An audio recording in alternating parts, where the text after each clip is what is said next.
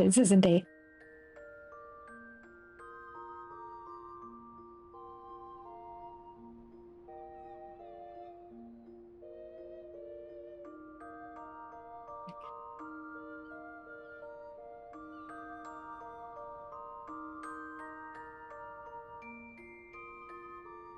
As you can no doubt see, I went and got him some new face wear.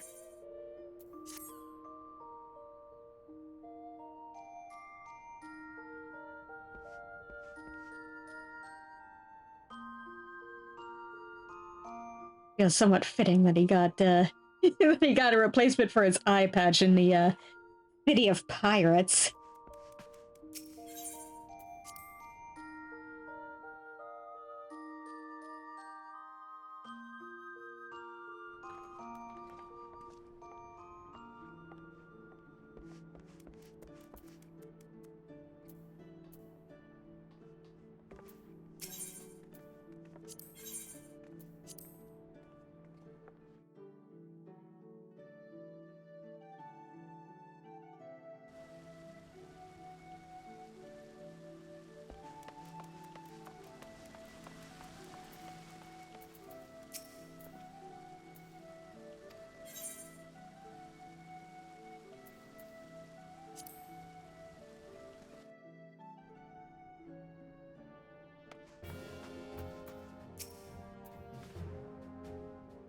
Welcome back, my friends. What news?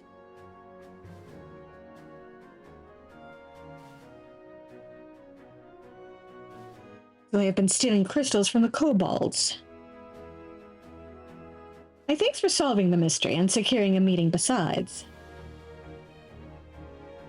Suffice to say, I accept Sigurd's invitation, and I would have you join me as my guests. The future of Limsa hangs upon the outcome of this meeting, and I would have the Scions present to bear witness.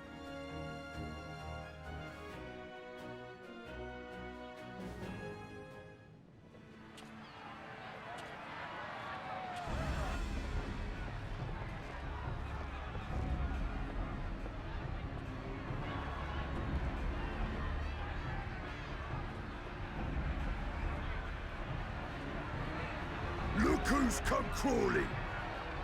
Traitor! You can shove your piece!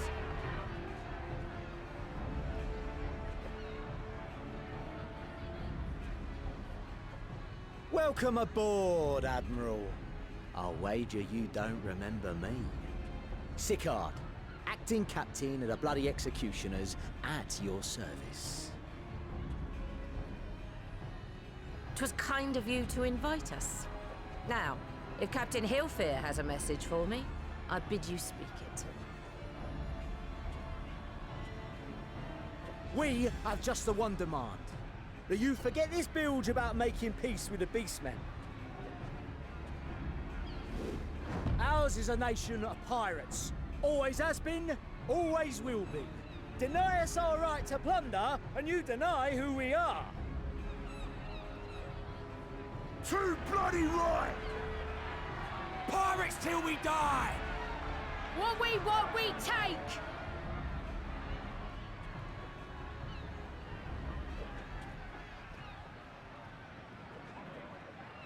Piracy has no place in our future.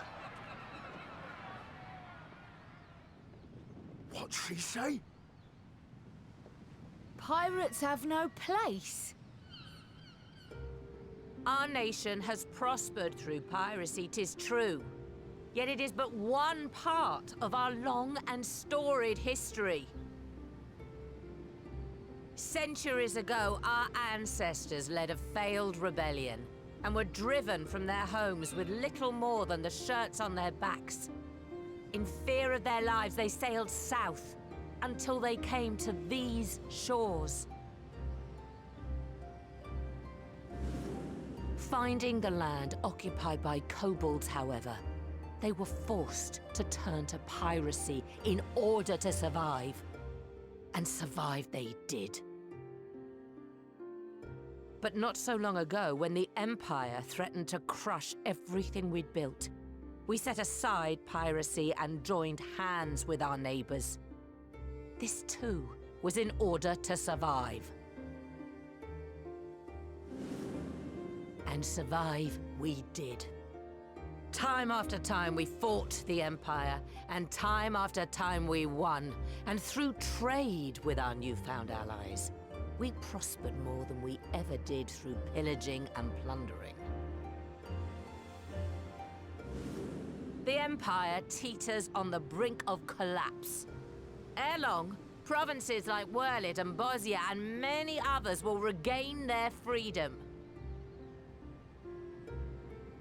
When they do, our matchless fleet will lead the world in a new golden age of commerce. The tides favor us, and the ocean beckons with her vast bounty. But if we cling to the old ways, this great ship we call Limsa will trade the boundless seas for a lagoon. Shall we scorn the world's wealth for a plundered pittance, then? Or shall we embrace change and thrive, like our ancestors before us?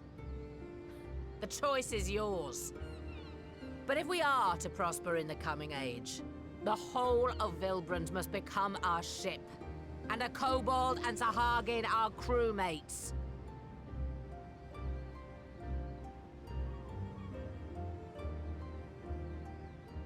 Rousing words. Might even be some truth in them. But pirating's all we've ever known. And we ain't about to give it up just 'cause you say so.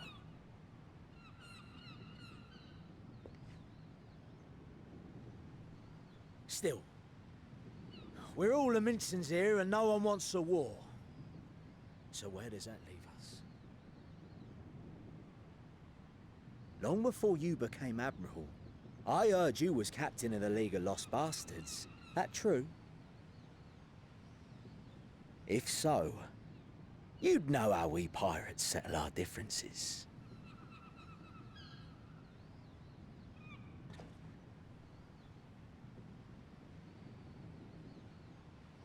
A duel.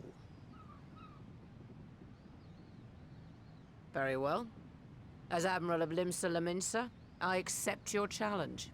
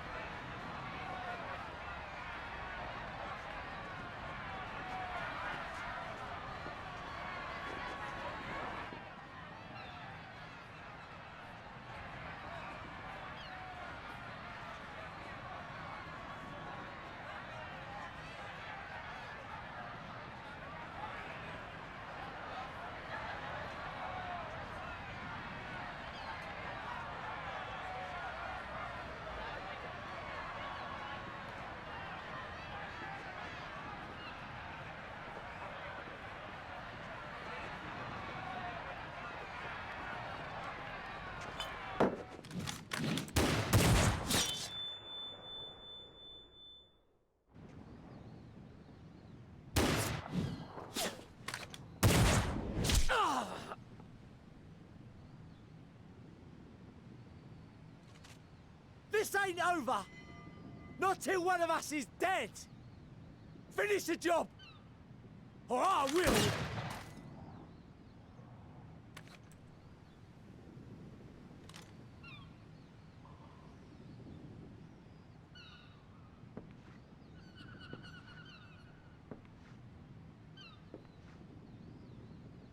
It's the captain! Captain Elfair! Ye fool! 'Twas over afore it began. Captain! Seems the whelps have been yapping while their master was abed.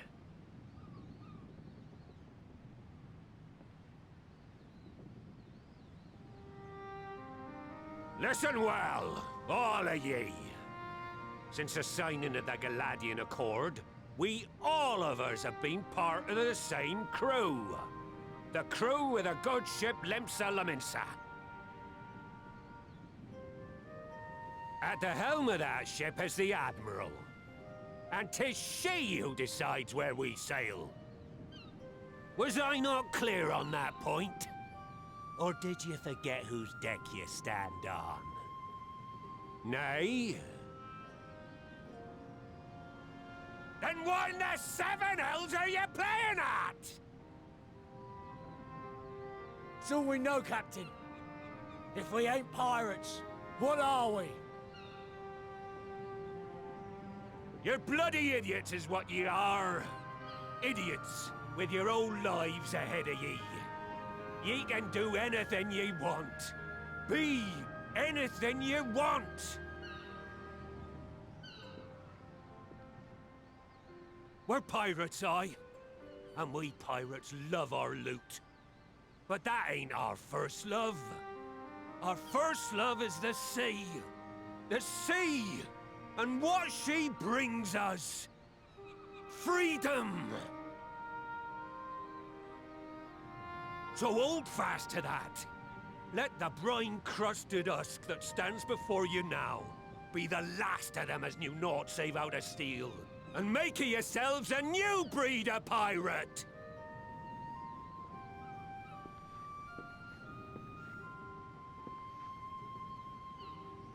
Lad, I made ye me right hand 'cause I saw something in ye. And I still do. You've the makings of a captain. All you lack's the belief.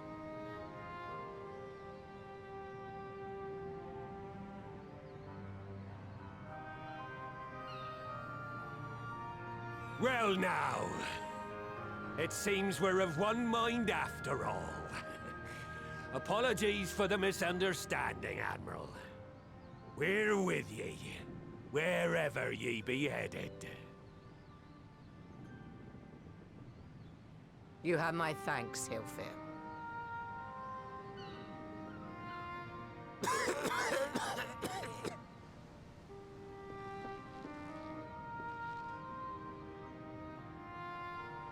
Your choice of dueling pistol did not escape my notice. Good old Annihilator. Ender of many a proud pirate's voyage.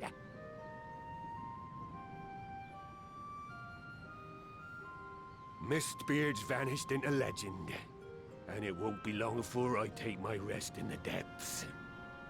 Yet be that as it may, the old ways can only truly die when we've dealt the Empire the telling blow. There'll be stormy seas ahead, no doubt. But I'm trusting ye to steer us through to the other side.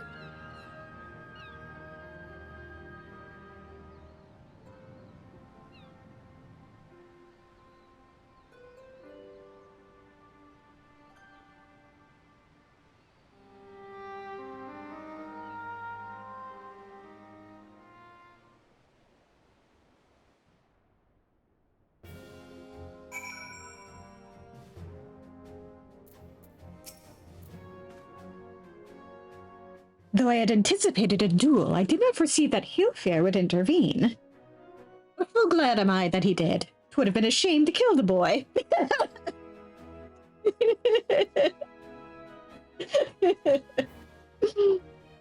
Merolweeb was fully ready and willing to kill a guy. Instead, the whelp has learned a valuable lesson, and we have made peace amongst ourselves. All that remains is to do likewise with our neighbors.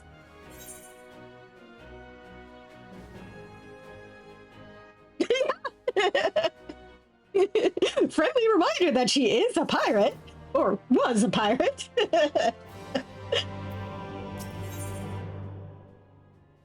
She has killed before, and if she has her way, she will kill again.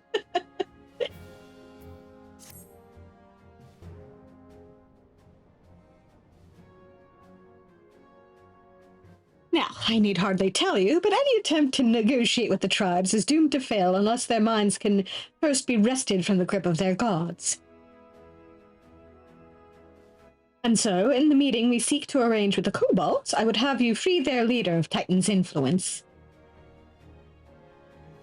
Yes.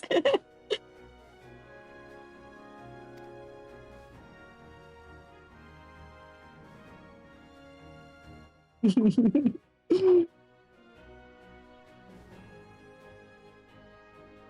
it to us. We will open his ears to reason.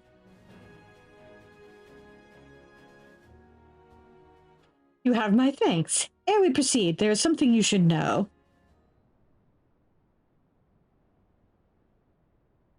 Some 50 years passed when the Sahagin swarmed at our halls in ever greater numbers. Limsa entered into a covenant with the kobolds. To men shall go the bounty of the sea. To kobolds shall go the bounty of the land. An ostensibly equitable arrangement, conspicuously lacking in detail.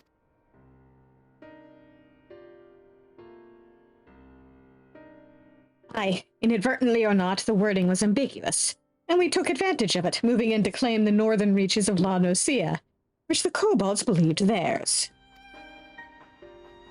Bloodshed followed, then bloodshed to answer the bloodshed, and on it went, till every Ilma Vilbrand bore the stain of our conflict.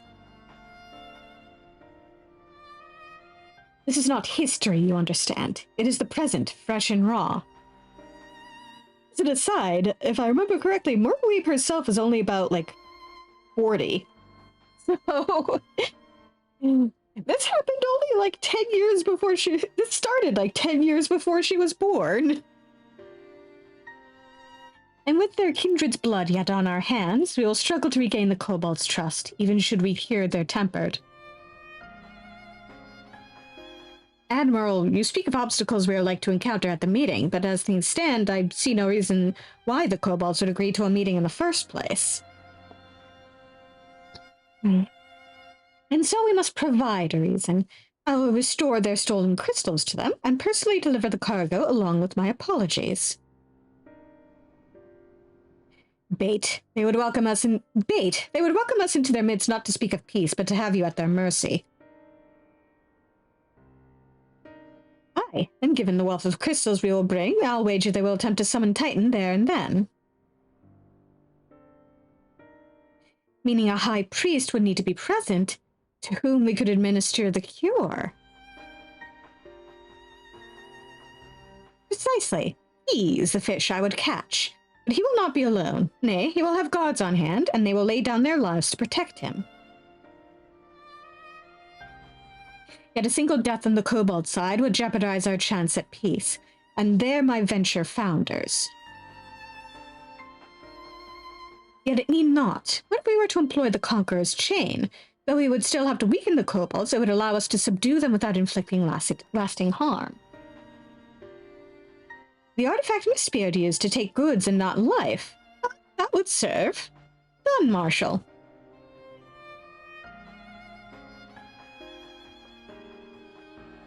So, friends, what think you of our strategy? The effects of tempering are cumulative, and we may safely assume that the High Priest's exposure to primal influence is extensive. It will therefore take a great deal of aether to reverse its effects, not to mention time. Time during which Eorzea would be defenseless. Even should we all look to her protection, I am not convinced we could keep an entire army of kobolds at bay. Well, I'm happy to take that risk. It's not as if we have any other choice. Besides, it's what Tesleen would do. And had I not followed her example, we wouldn't even have a cure for tempering, much less a chance to bring peace to Vilbrand. So I'm going to cure that priest, or die trying.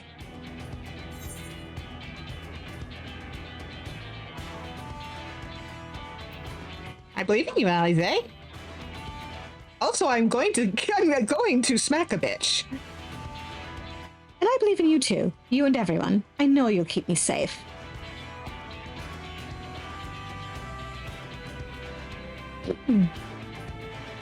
It is settled then. See to your preparations and make for Camp Overlook. We will join you there anon.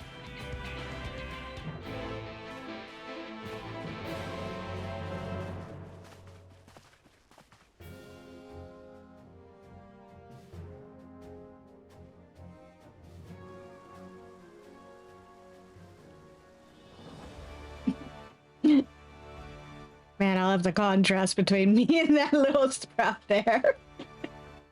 We are at very different places in our journey here.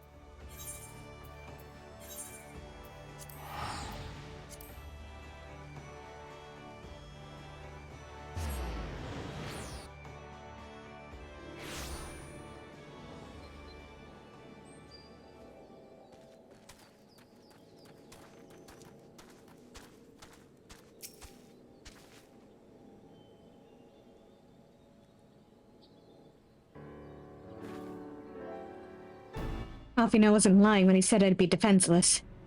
So I'm counting on you all to give me the time I need. Our sole purpose will be to keep you out of harm's way. So leave that to us and focus on your own task. Indeed, and should you want for Aether, you need only say the word. Babu, did you follow us here? There's something important that I want to say to the High Priest. Express, state, say. Please let me come with you, please.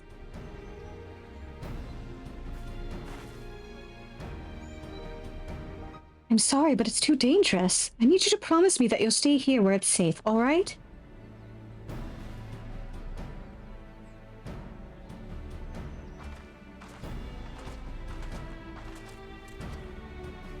My apologies for the wait. It took time, but we have secured our audience.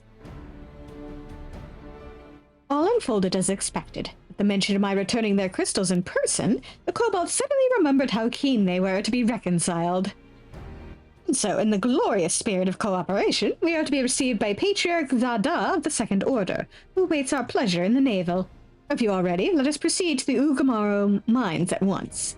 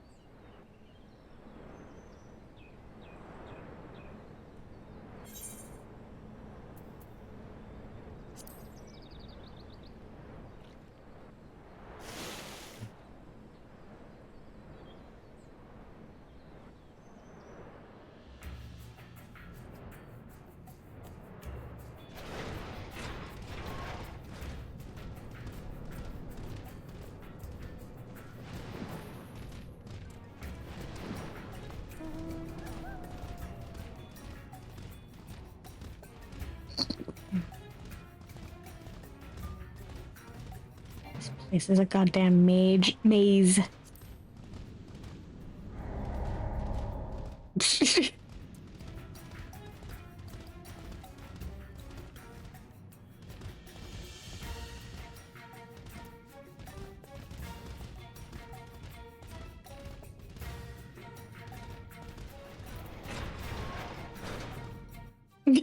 Yeah. Damn, quickest I've ever failed anything. I'll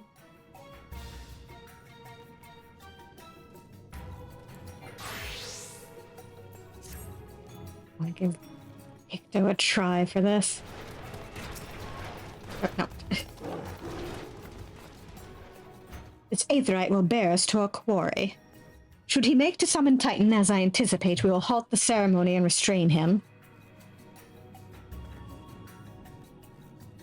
At this, all hells will break loose, and we will have an army of kobolds to entertain till Elise's work is done. Just remember, none must die. We weaken them and let Einzar do the rest.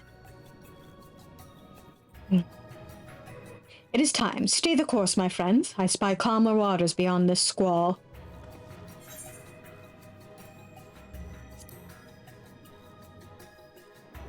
Oh boy, oh boy.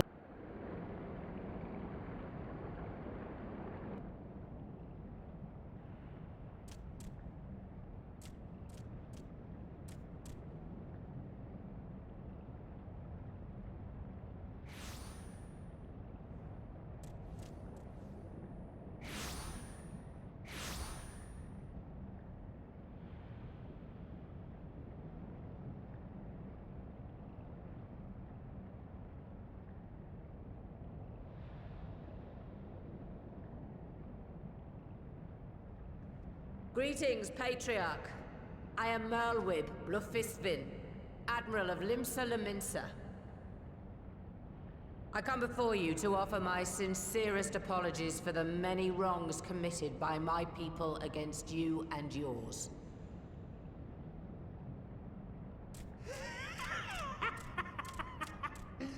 You were foolish to come here. Stupid, unwise, foolish. The Great Father shall have your souls for your folly.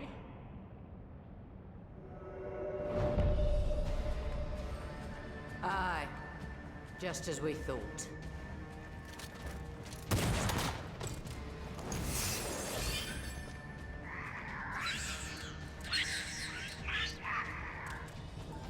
Now, Alize! Quickly! You don't need to tell me. Let none pass. We must grant her as much time as we can.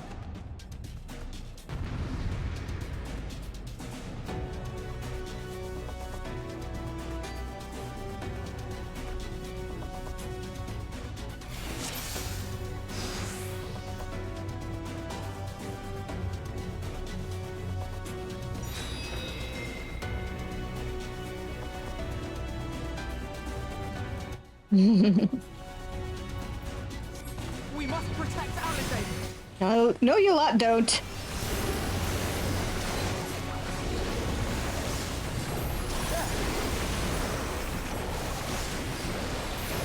You're in my sights.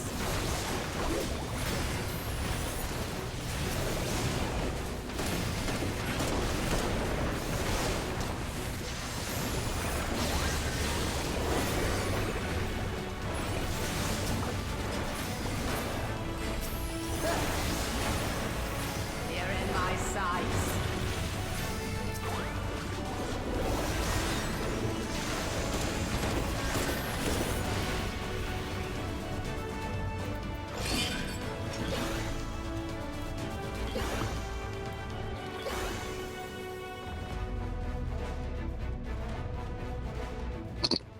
All right, Angelo, do your thing.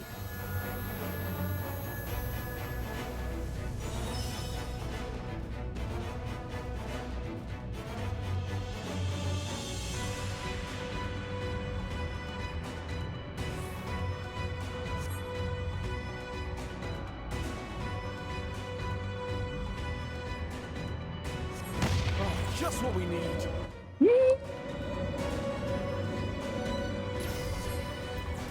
You're not alone.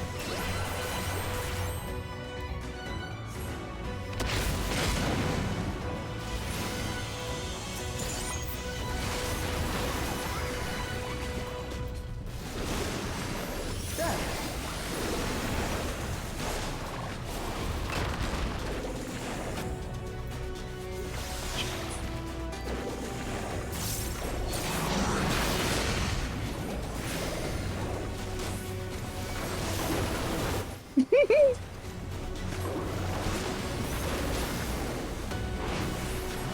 I love that Graha is using both the black magic and paladin moves at the same time.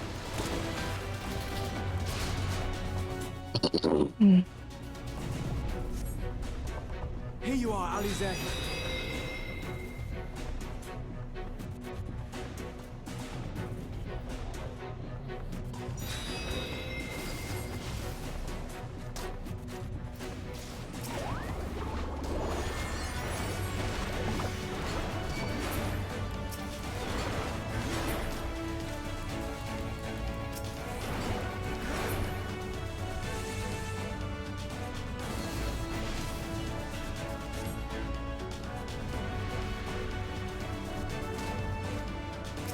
More!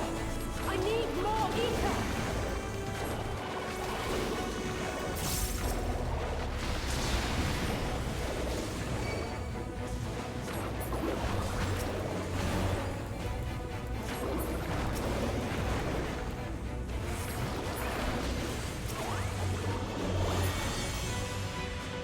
Just a little more!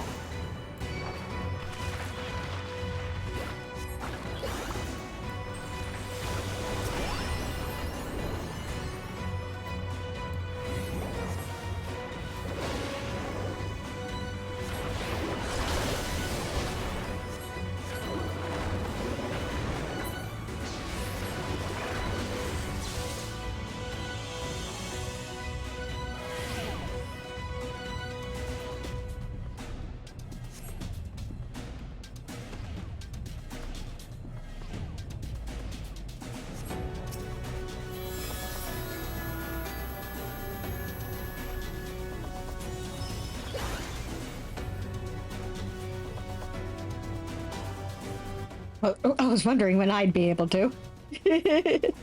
Exactly.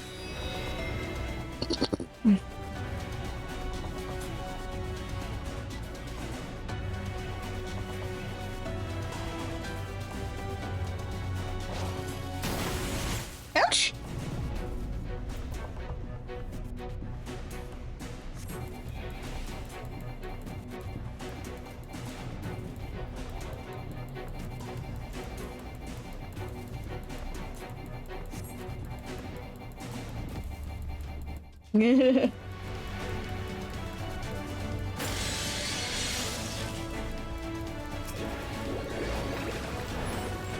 Hammer time!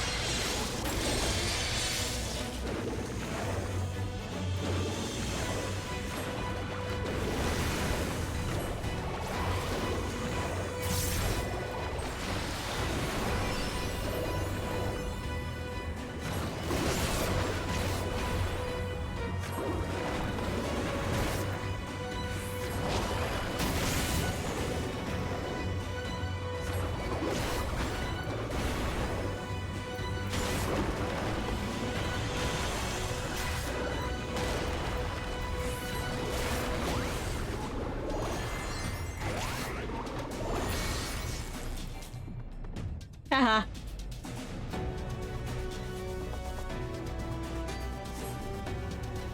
All right, actually.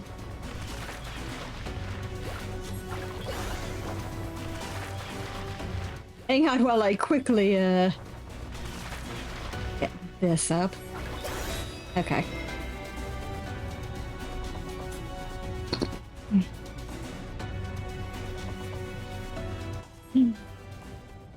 Get him, Alize.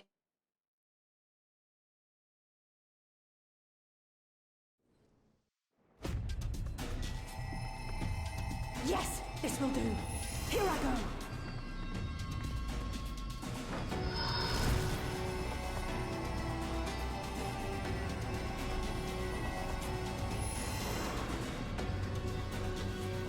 Go, Angela.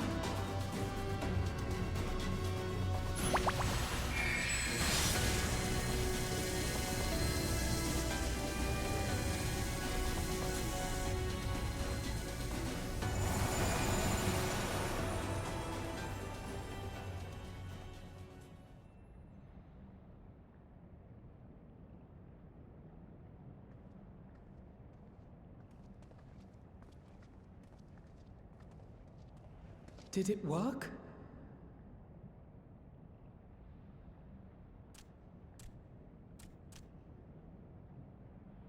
What?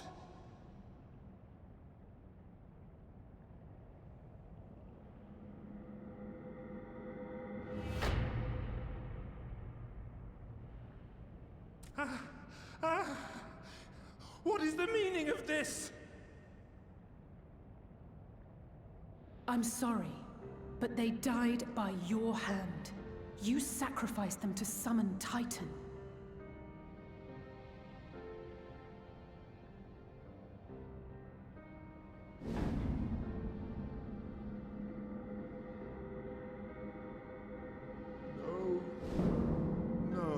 No!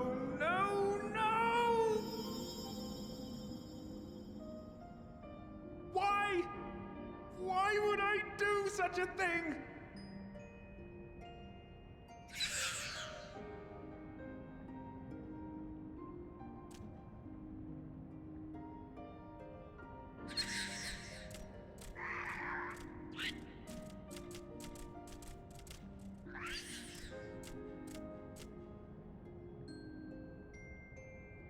Would that there were a cure for the victims of the Tempered.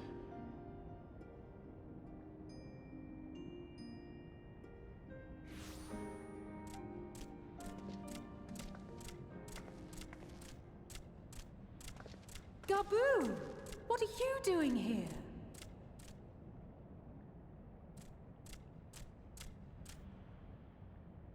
Patriarch, please listen to me. Hear, heed, listen.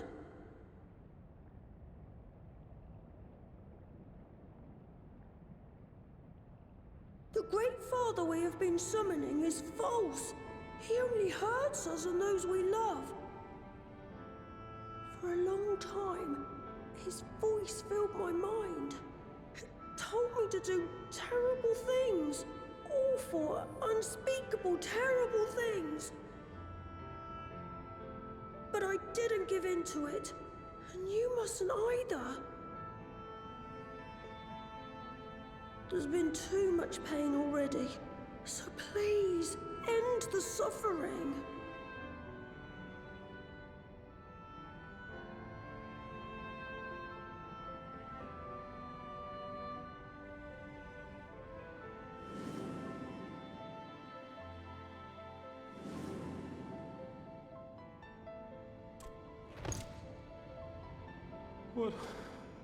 What have I done? We share this child's desire, Patriarch. An end to summoning, for it spells naught but misery for both our peoples.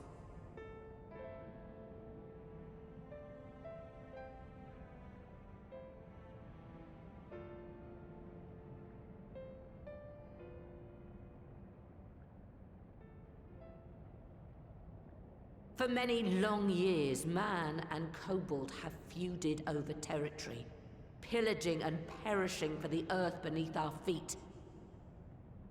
It may be said that we fought to survive, but what we have sown in blood, we have reaped in suffering, and it cannot go on. I would see us set aside the past and work together for peace.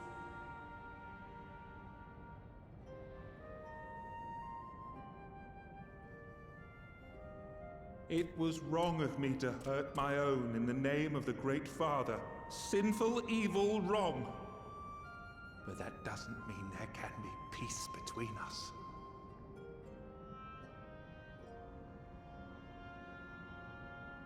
Men cannot be trusted. The bounty of the land was to be ours, and yours the bounty of the sea. But you broke the pact. Violated, breached, broke.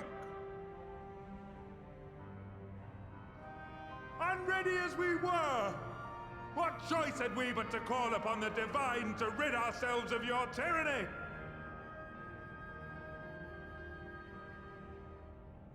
None, and I do not blame you for it. In violation of the spirit, if not the letter, of the pact, we took your lands for our own. The fault lies wholly with us. On behalf of all Laminsons, I offer you my humblest apology. I pray you'll find it in your heart to accept it.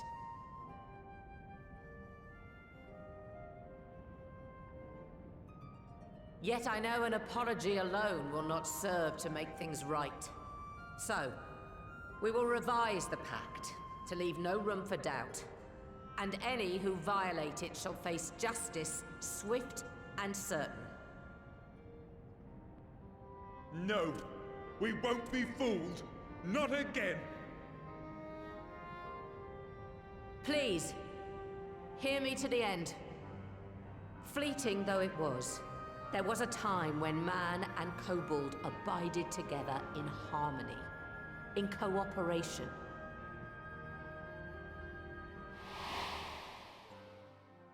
In those days, your people shared the secrets of smelting. Knowledge which allowed Limsa Laminsa to thrive. Much of what we have, we owe to the kobolds.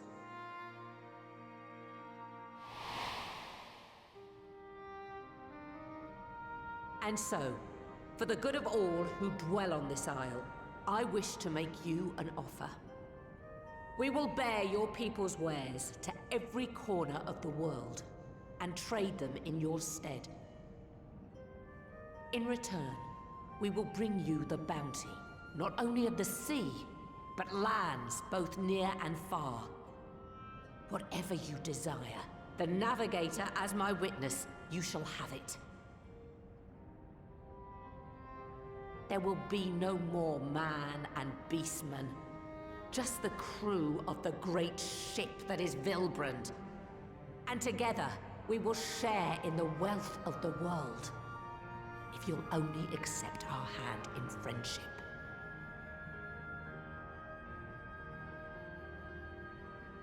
We want to believe you.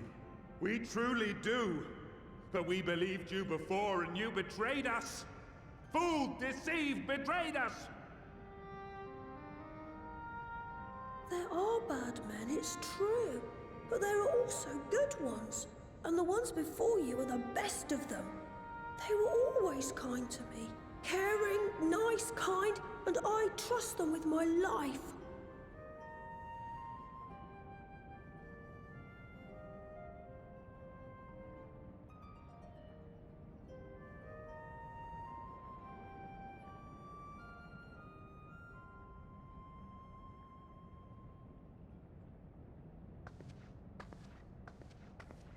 Before I became Admiral, I was a pirate.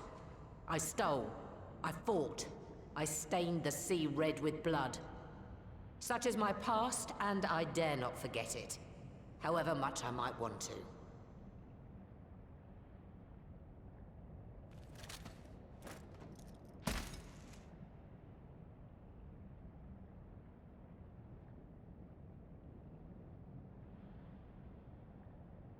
That is death penalty.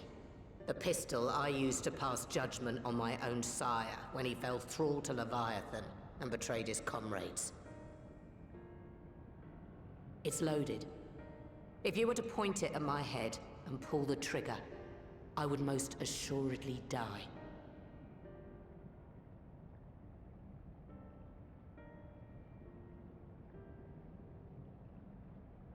Though it isn't much, my life is the single most valuable thing I possess.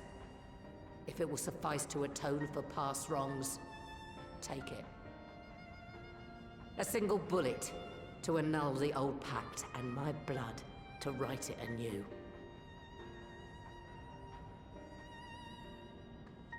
What comes after, I entrust to this man, my second in command. I know that he will do his utmost for the happiness of all who call Vilbrand home.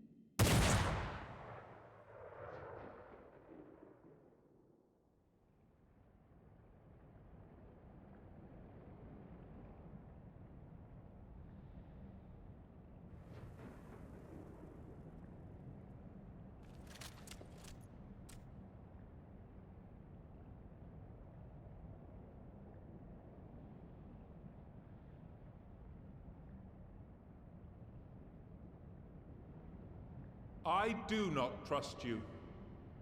Not yet. But Gabu does. And I will trust him.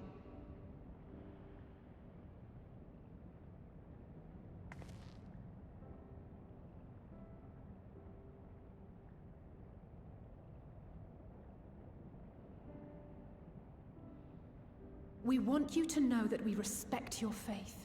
There's nothing wrong with giving thanks to the land which sustains you. But summoning is different.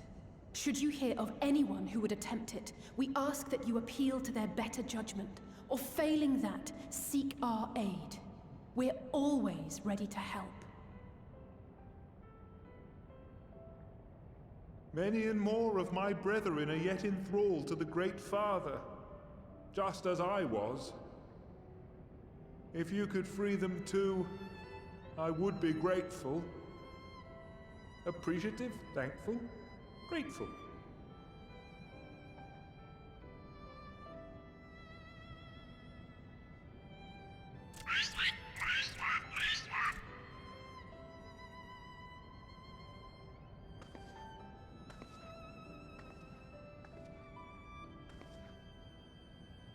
Tis we who should be grateful, Patriarch. I thank you for affording us this chance.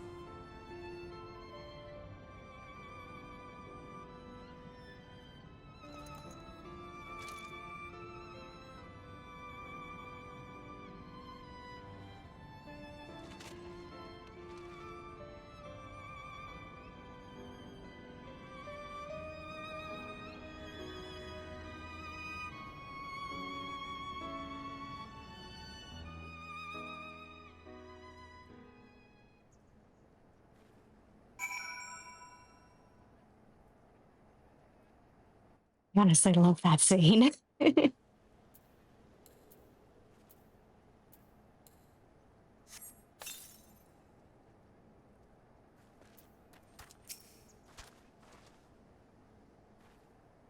Twould seem we have found a way forward with the kobolds.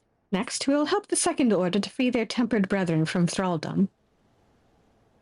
Theirs is far from the only order, of course, and it will take no small amount of time and effort to reach the rest. But reach them we will, however long it takes. I would say that I was in your debt, but that has long been true. So instead, I will say thank you for helping us to plot a new course not only for Limsa Lominsa, but all Eorzea.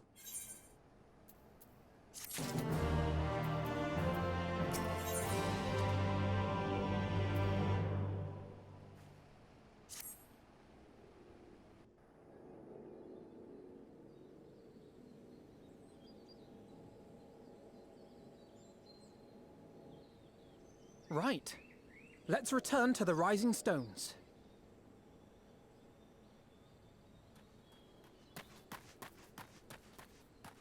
Admiral, something strange is afoot at the floating city. Breathe, man. What is it? I think it's best you see for yourself. Please, come with me.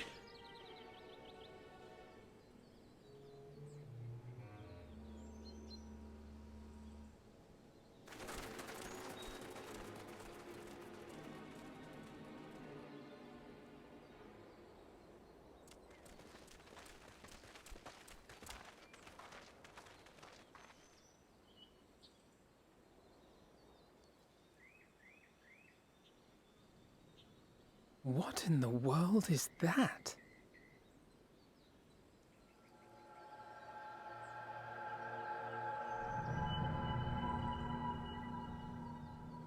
A tower? You can see it too, then? I feared I was losing my wits. One moment I was patrolling as usual, and the next it was just there.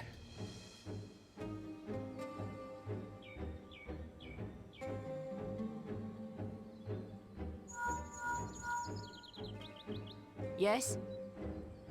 This is she. I am.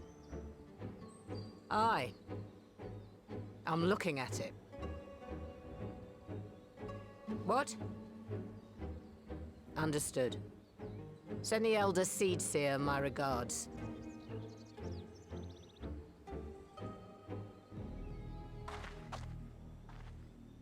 The communications officer. It seems this isn't the only tower. They've sprung up all across Eorzea.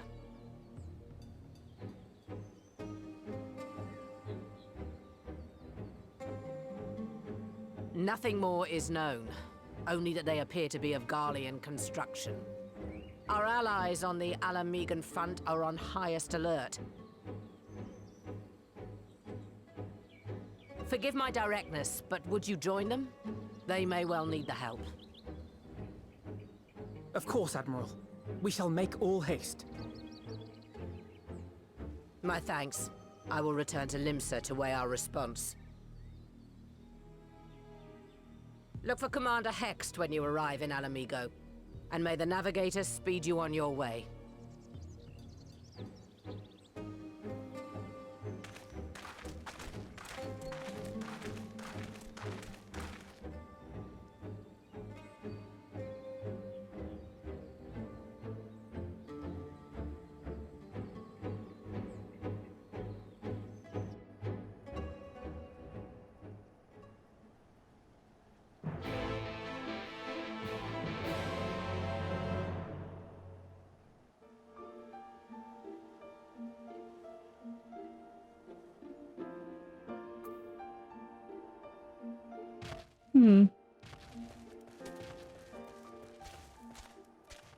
Hard to see because of the damn fog, but it's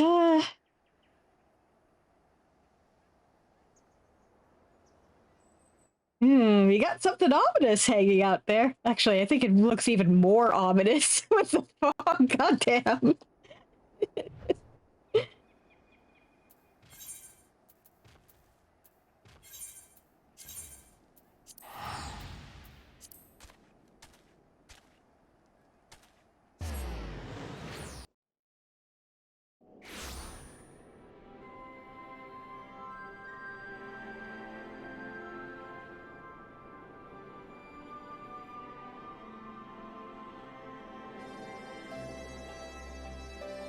Damn it, why is everywhere foggy right now?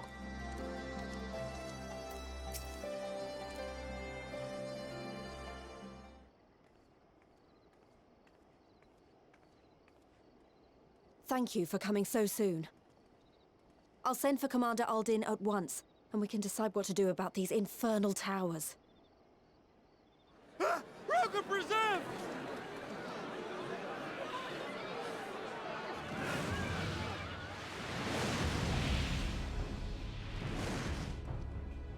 It can't be.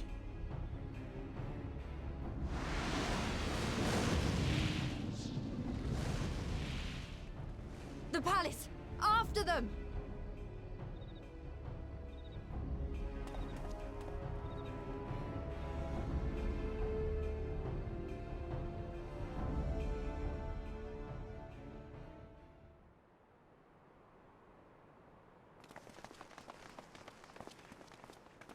You're here, good.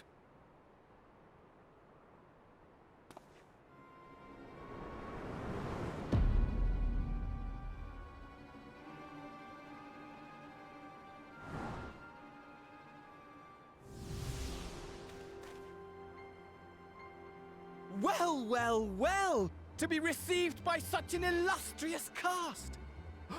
Why? Even the hero of the piece is here! I feel quite starstruck. Is that Asahi? His body, more like. You don't fool us. Oh! You saw straight through it! Anyone would think you dealt with Ascians before. Permit me to introduce myself. I am Fandaniel, and may I say what a pleasure it is to finally make your acquaintance.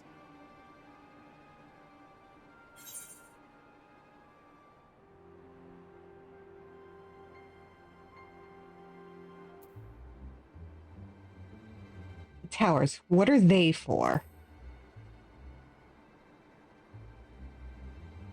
My, straight to business is it?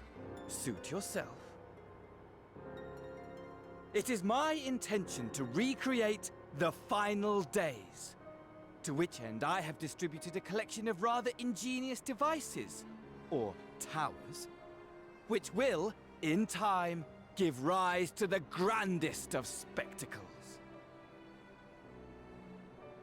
The final days? But it was the Ascians who labored to prevent them. You're quite right, though I would expect no less from one responsible for eliminating my unsundered colleagues. Honestly, the three of them were obsessed with restoring the one true world. As a sovereign individual, however, I never had much interest in such things. I mean, why bother when you're just another sundered minion? Admittedly, Elidibus was not convinced by that argument, but thanks to you, I'm finally free of his incessant nagging. Free to use my powers as I see fit, to fulfill my heart's desire.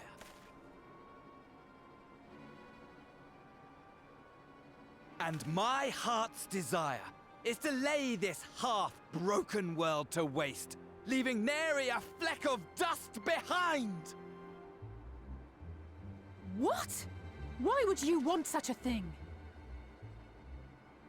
Because I want wretched creatures who ask such meaningless questions to die! You! And you! And you! I want you all to die! And I want to die too! Oh, yes! I want to die and take everyone with me in a paroxysm of pain and suffering! I'm different, you see, from the ancients who clung to dear life, and from you. So don't bother trying to reason with me. You will find I have no reason, or creed, or any such tripe. I just want to destroy the world. But please do resist with all your might. It will add to my enjoyment. Now then, ladies and gentlemen, keep your eyes peeled, for the curtains have risen on the spectacle to end all spectacles. We, the Telophoroi, shall be your performers, and this very star our stage.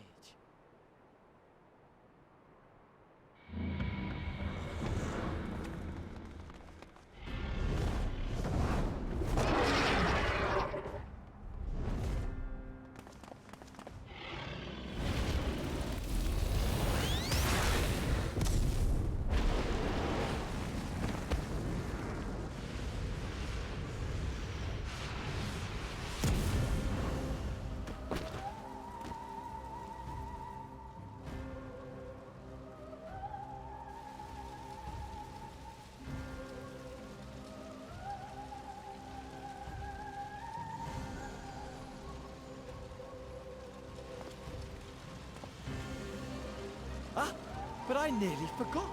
I have a message for you. My esteemed patron, Lord Zenos, eagerly awaits you at the heart of the chaos. While I wish only to destroy the world, he exists solely to relive a certain, transcendent moment with you. And it is for that reason he would reduce all to ash. Pray see to it his dreams do not go unfulfilled. For if you should disappoint him, my trusty companion here, whom I've dubbed Luna Bahamut, will burn your cities and everyone in it.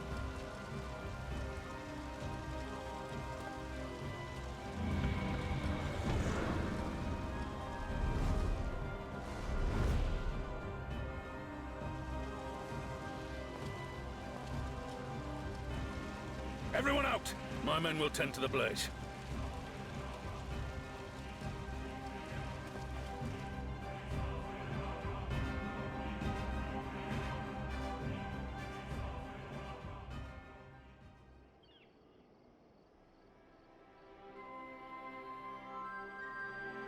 You know, if he wanted to invite me to a duel, he could have just, like, sent me a formal invitation.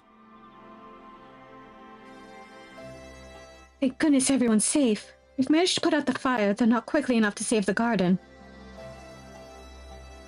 Raban, can I leave it to you to send word to the Alliance? I'm going to take a unit and investigate the tower. We need to find out what it's for. We'll go with you. No, you won't. You'll rest. From what Murweeb tells me, you're due some time off duty. If we learn anything about the tower, we'll be sure to share it with you. Until then, I want you to rest. Oh, man. Very well, but if you need our help, don't hesitate. And take care, both of you.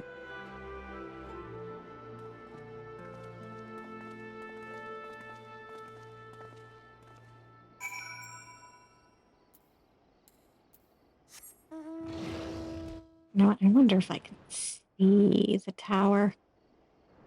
I mean, it's fucking foggy as hell out here, but let's see.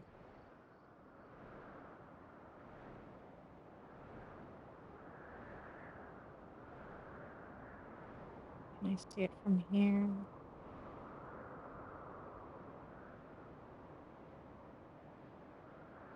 No, I think it's fucking fog. You're ruining the effect, fog.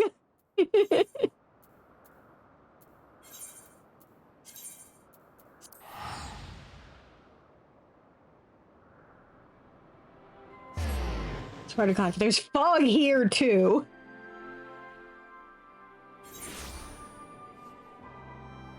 Oh, good. Let's see.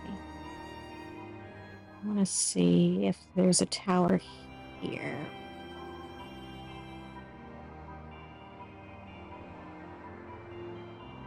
Pass from over there.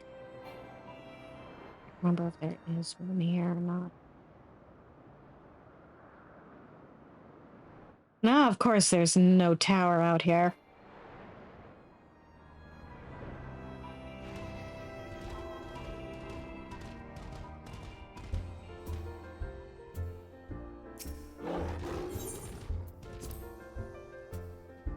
Why would we want to see the cool thing going on?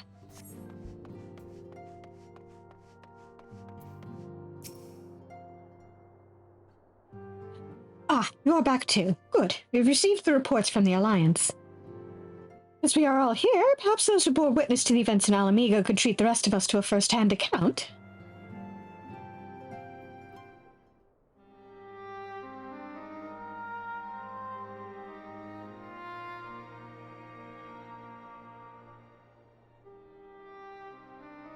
No sooner do we overcome one problem than another appears.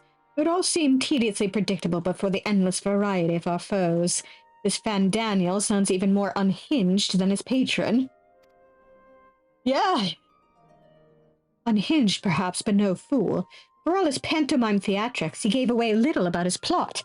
We know only that he intends to recreate the final days, and that the towers will somehow facilitate this.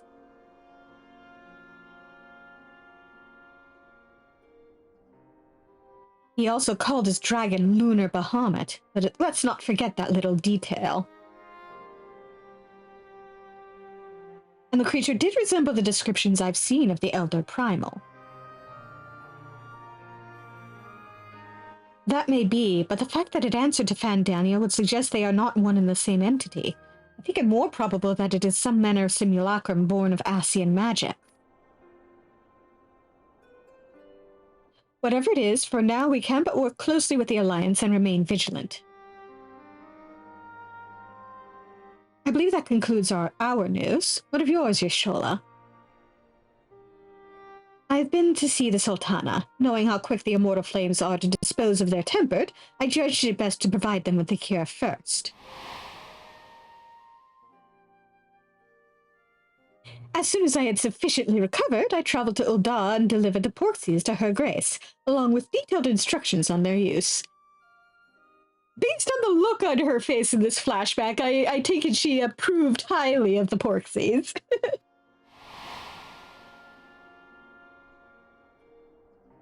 seems there was much squealing involved, and not from the porxies. Yet my visit chanced to coincide with the arrival of some troubling tidings. The Immortal Flames had been on the cusp of agreeing to a truce with the Amalja when the negotiations abruptly collapsed. The Amalja claimed that a number of their kind have been abducted, and that men are responsible. Naught is known of the perpetrators as yet, but as the Immortal Flames went about investigating the abductions, they came upon one of Fandaniel's towers. On the the subject of the towers, you may be interested to learn that they are not an exclusively Eorzean phenomenon. According to the Alliance, they've been sighted as far afield as Yangsha.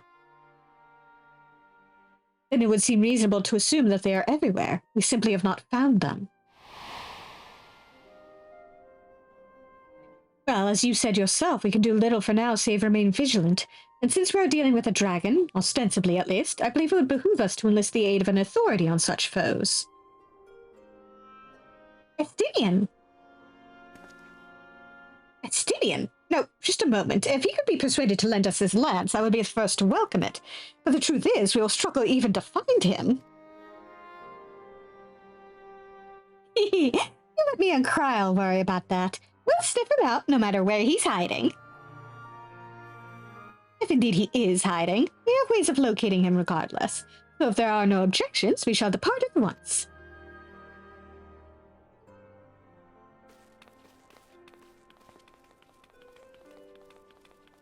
They both drag him back up by the ear. Well, rather than sitting around, I think I might go to each of the city-states and educate them in the use of the proxies. They would doubtless appreciate it, but might you consider taking a moment to rest before leaving? You would be fresher for the tasks ahead.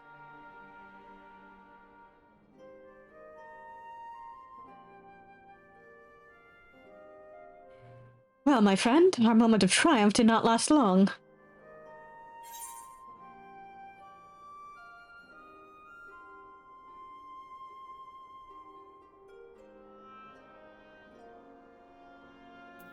I mean, this is just how things usually go. The world always needs saving, I swear.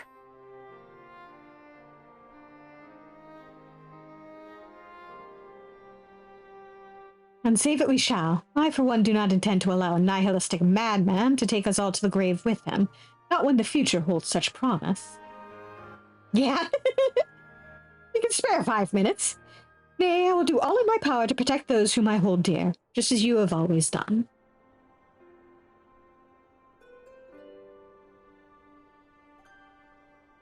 Sure, but we're all taking a breather. I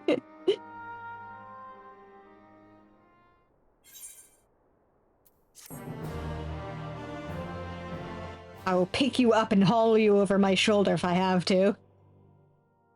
Keep us both occupied. Meanwhile, somewhere in the locks.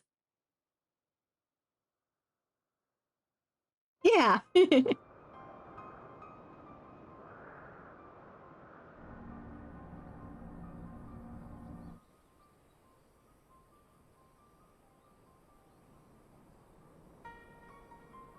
The scouts should have been back by now. I'm gonna go and find them.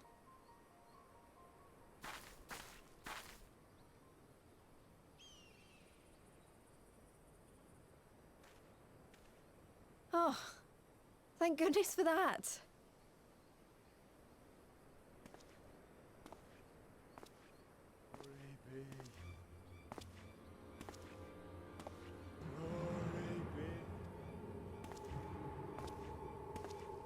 Glory be.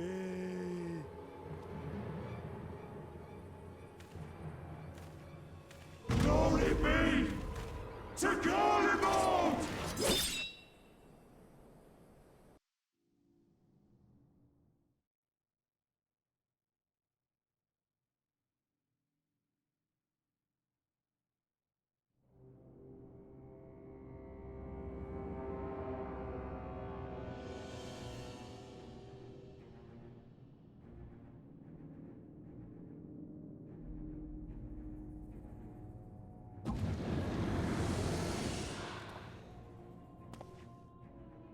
The piles have been driven as planned, and the first of the beasts has roared to life. Moreover, I am pleased to report that preparations are well underway for the rest. Ere long, chaos shall reign over all the land, as befits the final days. Call it what you will, so long as my friend returns to me, fangs bared and claws sharpened. I care not. Of course, my lord. By strange coincidence, your dear friend chanced to be present when I made my declaration. I took the liberty of informing him that you await his coming, though I confess I may have singed him a little in the process.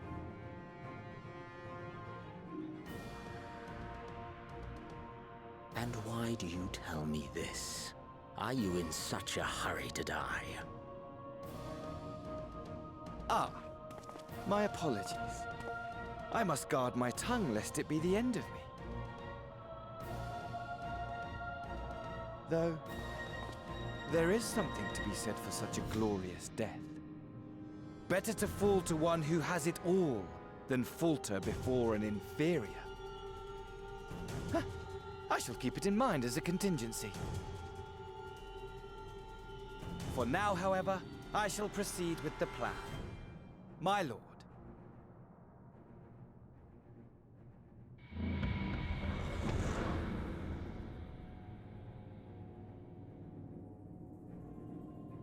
I must find myself a new weapon.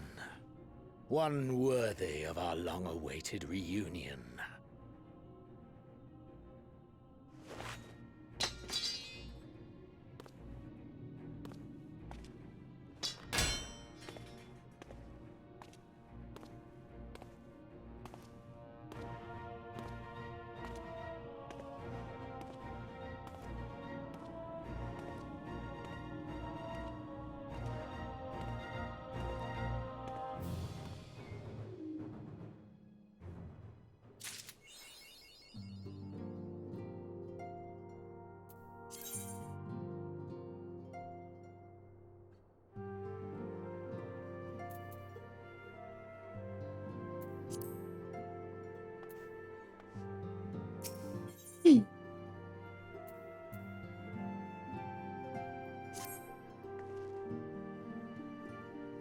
Good news, Svarin. Thancred and Eorzea have finished their tour of Garlemald and are on their way back here even as we speak.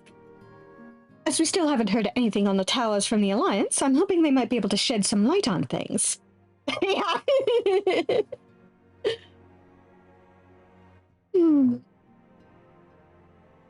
What a duo they make.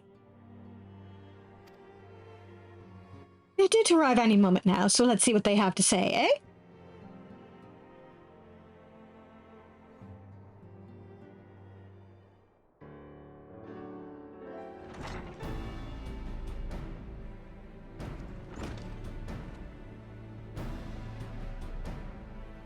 Ah, welcoming party. You needn't have gone to the trouble. From what I hear, you've been more than busy enough as it is.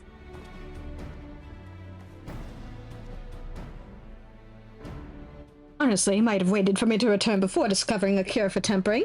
As it is, I can't even pretend to have been involved. Well, if it's any consolation, I myself was little more than a spectator. The lion's share of the credit must go to Alize, Graha, and Svarin, but I believe I speak for the rest of us when I say we are proud to have rendered what little assistance we could. As you will also have heard, though, it hasn't all been tales of triumph. Just as we were taking a step towards finally addressing the primal threat, a pile of fresh problems landed in our lap. Anyway, it's good to have you back, though I can't help noticing that we're one Eorzea short of a scouting party. You haven't lost him, have you? Oh, I couldn't lose him if I tried. I did try, repeatedly, but no, he decided to linger in Alamigo to apprise Raubon and the others of how the land lies in Garlemald. Then mayhap he would do the same for us. Indeed, it was just as Lee said. Worse, in fact. Devastation as far as the eye could see. Nerva and the Third, however, were notable by their absence. Might they have met their end at the hands of Zenos and Fandaniel? Perhaps, or perhaps they simply lost the will to fight.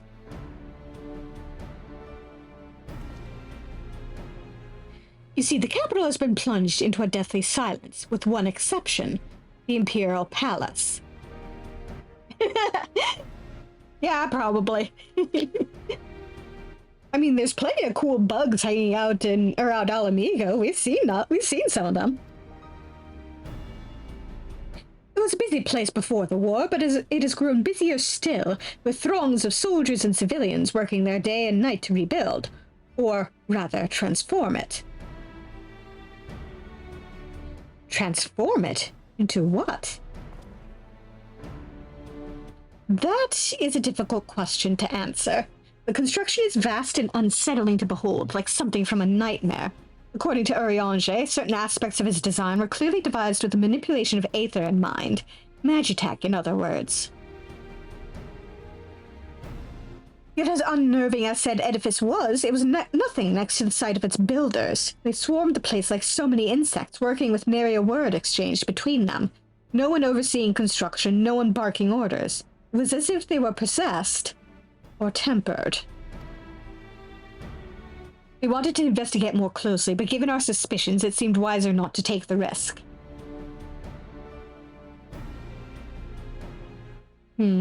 If Fandaniel could bind Bahamut to his will, he might have done the same to the people of Garlemald.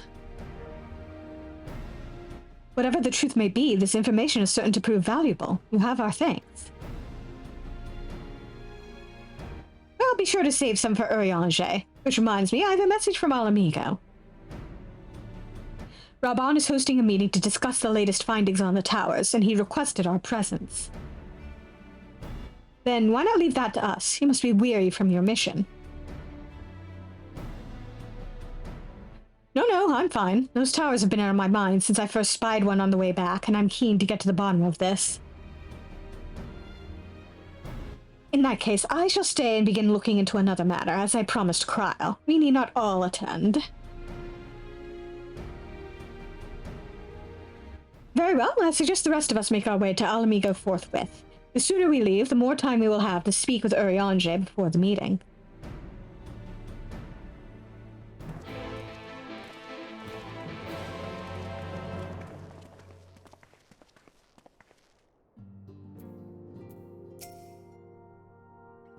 If you are curious to know what I will be doing in your absence, let us speak of it another time. At present, Krell and I have no more than a hypothesis. Hey, Widget! You missed the formal introduction of one of the weirdos of this, the weirdo antagonists of this storyline.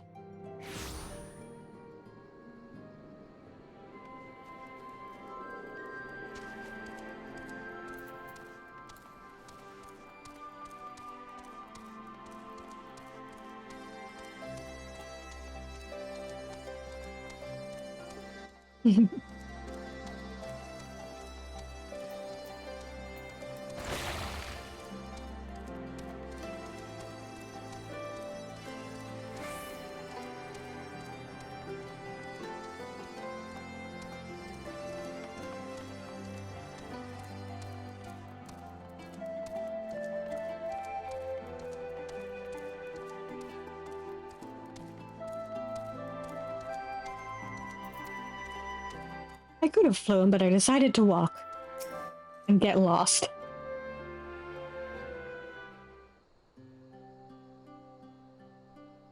My friends, much and more have I heard of your travails in our absence. Heartened am I to see you all hale and whole. Oh yeah, also weird towers have been popping up all over the place. As are we to see you safely return from your mission, Eorzea. I trust Thancred made you feel welcome. I mean, fair.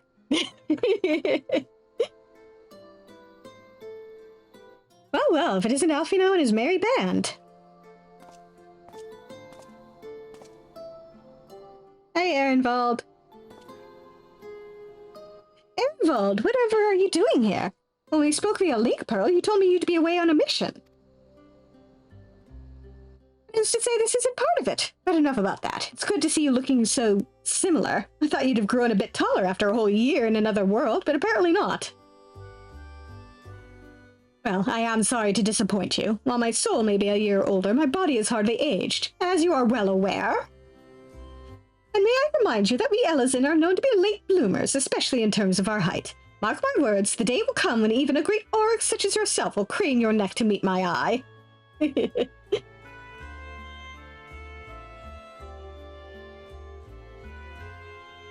Aye, 'twas not until my 20th summer that I myself outgrew my boyish proportions, though Moonbreeder towered over me nonetheless.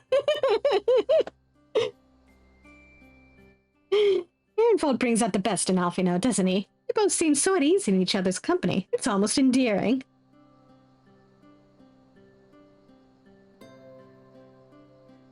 So what exactly brings you here? Oh, Fordolo mostly. We need to go over a few things before we set out. Set out? Wait, does this have something to do with the towers? Eh? What gave you that impression? Actually, tell me later. You've got a meeting to go to. I'll see you afterwards, alright?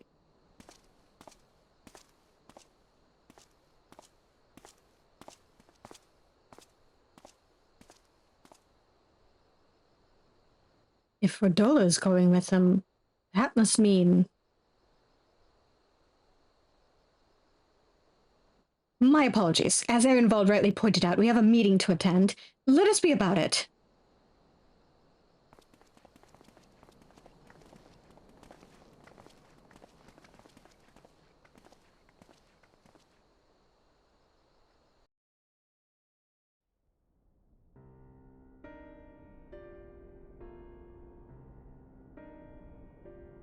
Ere we begin, I would like to offer my gratitude to Masters Thancred and Eorzea.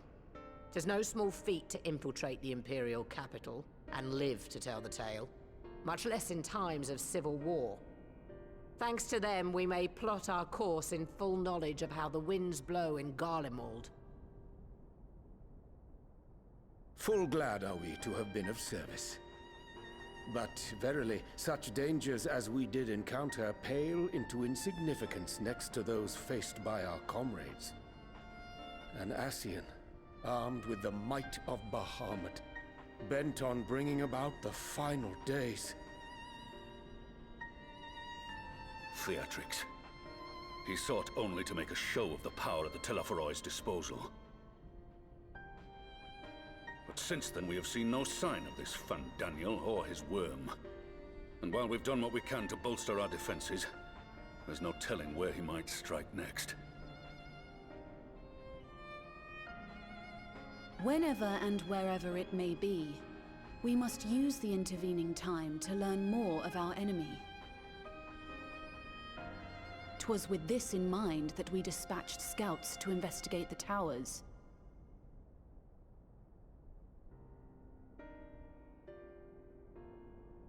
Our advance party took longer than expected to return. And when they did, they tried to kill us. Luckily, I'd seen that sort of thing before, and we were able to restrain them before they did any harm. Then it was just a matter of letting the Porksies do their work. Are you saying they were tempered? Once they'd come back to their senses, they told us everything they could. It seems that just as they were getting close to the tower, they heard an ear-splitting roar. And that was the last thing they remembered. But what worries me most is what they were saying right before they attacked. Glory be to Garlemald.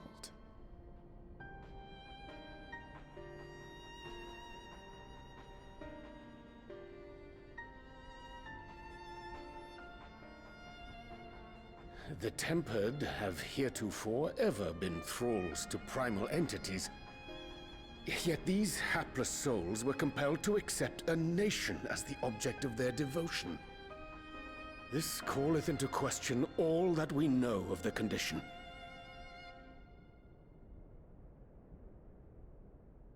Would that the unsettling news ended there. Alas, there is more. Following the earlier reports of missing Amalja, we have learnt that other beast tribes have suffered similar losses.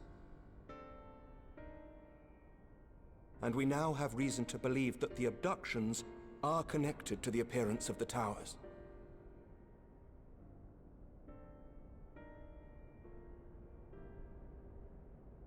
Our scouts sighted black-garbed figures leading shackled Ixal in the direction of the tower in Dravania. The Temple Knights were able to intercept them before they could reach their destination, liberating the Ixal and apprehending their captors, each of whom was found to be equipped with Garlean arms and armor. So the Empire is the common thread. With the support of Zenos, it seems likely that Fandaniel has rallied a faction of the splintered Garlean army to the banner of the Telophoroi. Lord Hien reached the same conclusion when I shared our findings with Doma. The plan had been to march on Garlemald from the east and west in order to force a peace treaty. But the situation has changed. Dealing with the threat of the towers must come first.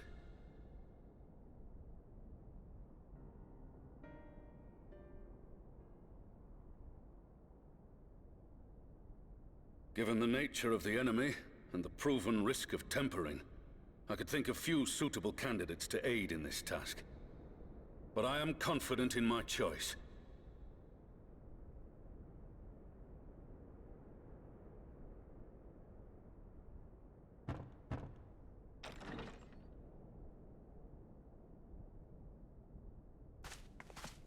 What?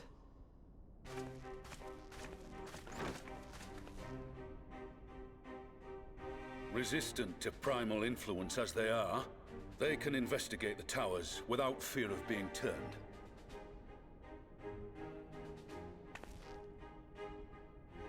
We are glad to put our gifts to use, Commander.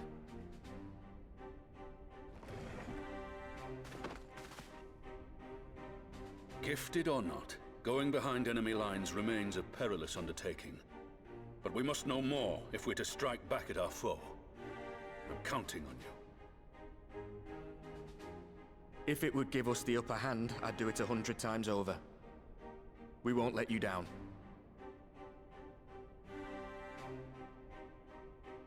That concludes the briefing. You two, make ready and join your escort.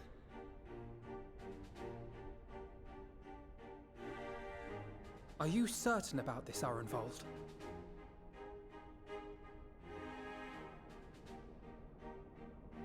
I am.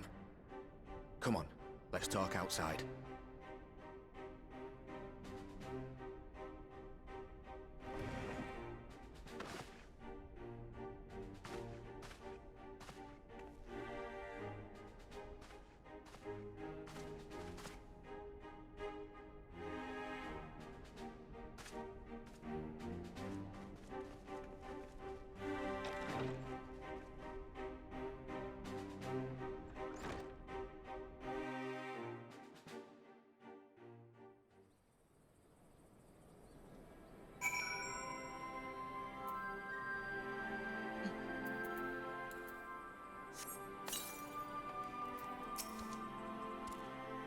Now that it's out in the open, I don't have to keep it under my proverbial hat anymore.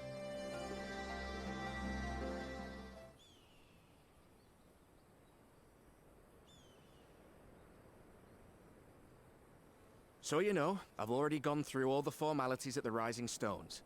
Made sure to inform Jamoldra and Vmar at Ralga's Reach as well.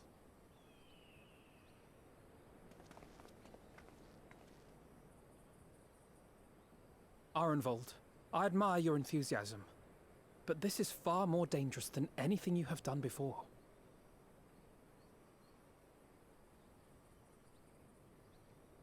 I know the risks. And I also know what's in store if we don't stop Fandaniel from carrying out his plan. With this power of mine, I can make a difference. If I stood idly by, I would regret it for the rest of my life.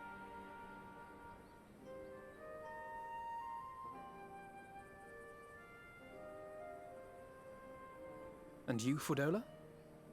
Is this what you want? What are you asking me for? It's not like I have any say in the matter. Don't pretend. We both know Commander Eldin gave you a chance to refuse. And you didn't.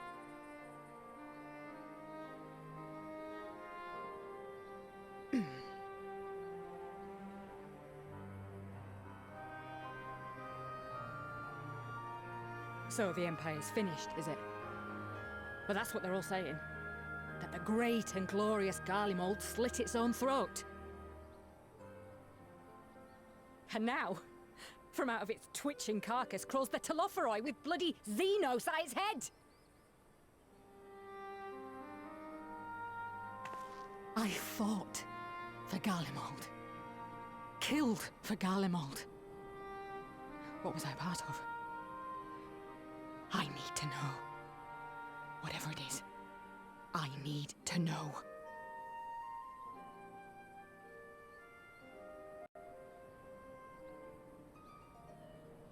Very well. If your hearts are set on this, I shall not stand in your way.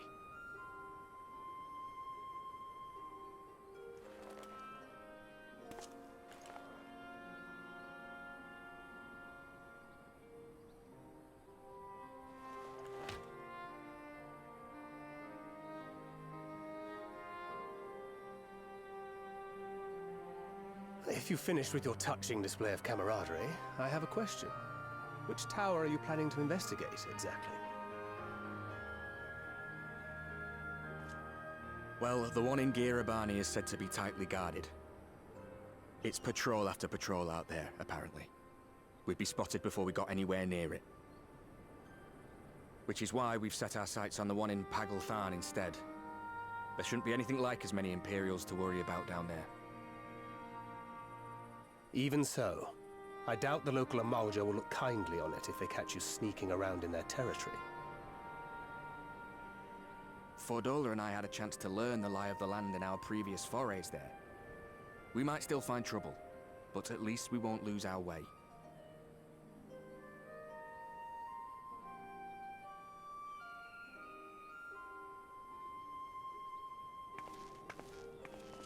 Well, we'd best not keep them waiting any longer. Mayhap when all of this is over, we could take another trip to Loxeld. I would have you know I've become a rather capable swimmer since our last visit. Ha! I'll believe that when I see it. Though, to be fair, getting into deep water does seem to be a scion's lot in life. Take care, eh?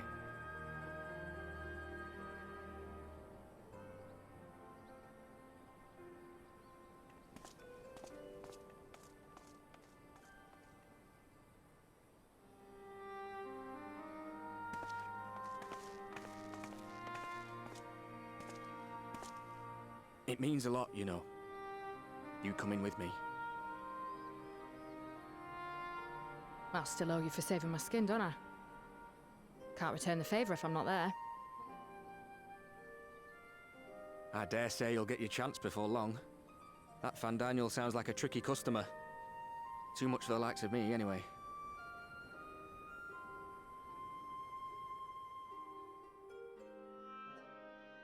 But we both know I'd just be another soldier if it weren't for my gift.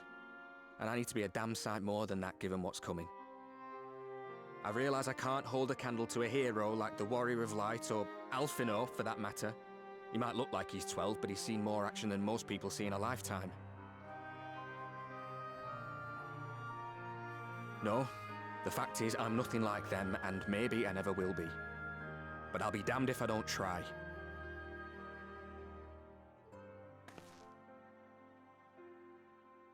They're counting on me. On us. So let's give it our all.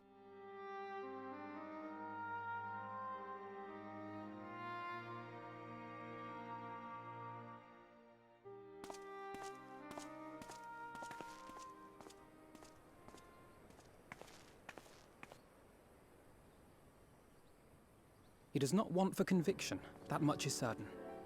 So let us have faith in him. Him and Fordola both. While they see to the towers, I would attend to another task. Chasing down this lunar Bahamut.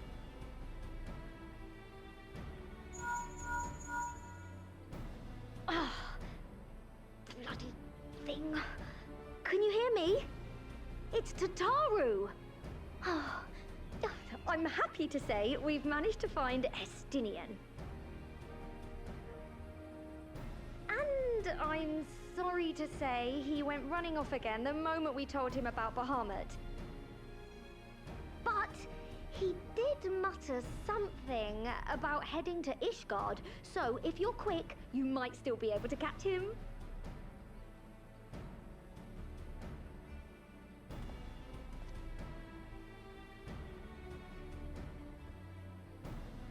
Even if we set out this instant, he may already have left by the time we arrive. Have her send the bonanza to Ishgard. It may prove useful should we need to give chase.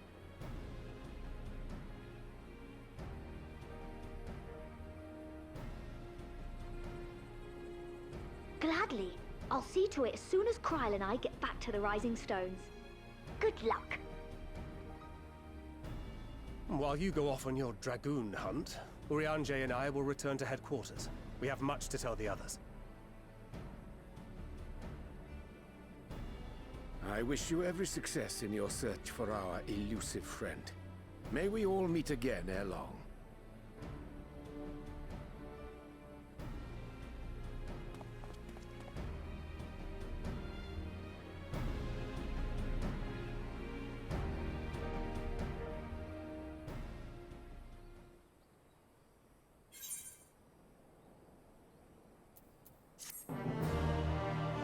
I just imagine Astinian hears the name Bahamut and he's just like...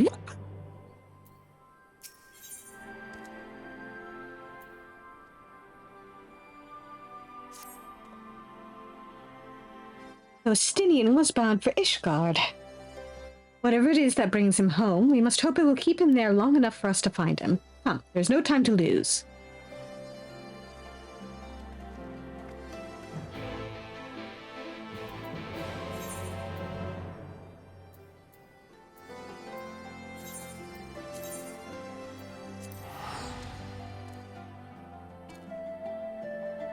Yeah. Tiny little panda.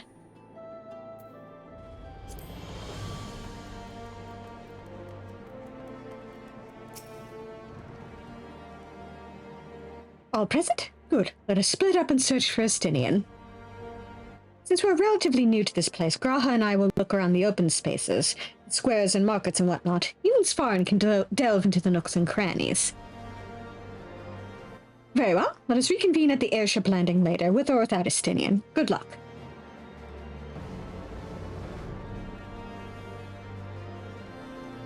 I think I shall begin at the Sky Steel Manufactory, so perhaps you could try the congregation. Lucia may well have heard news of our friend's return.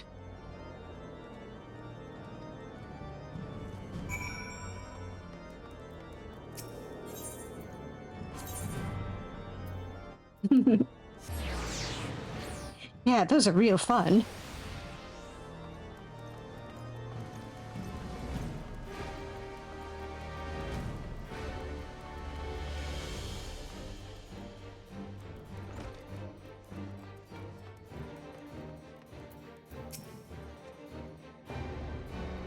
Good morrow to you, Warrior of Light. Lord Ember sent word that you would be attending the meeting in Alamiga, so I gather you have not come in search of him. To what then do we owe the pleasure of your visit? Did you know Astinian is back? I see. No, we were not aware Sir Astinian had returned to Ishgard, but as I expect you remember, he's wont to come and go as he pleases. Mayhap he came seeking an audience with Lord Emmerich, only to find him absent. In any event, I am afraid I cannot help you. Perhaps one of your companions has fared better.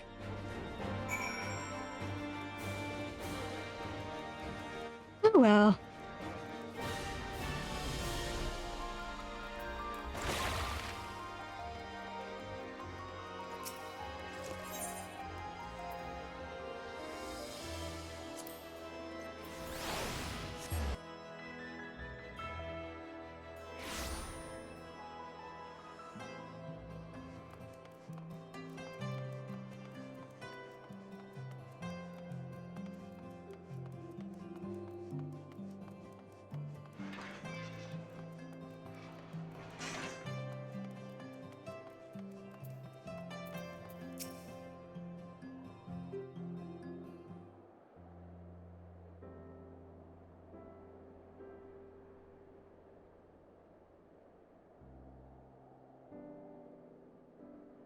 No sign of him. Not that I've ever met him before, but the way Alphino goes on about him, I'm fairly sure I could pick him out in a crowd. Speaking of which, it does seem awfully quiet. If the erstwhile Azure Dragoon had returned to Ishgard, would it not be a source of general excitement?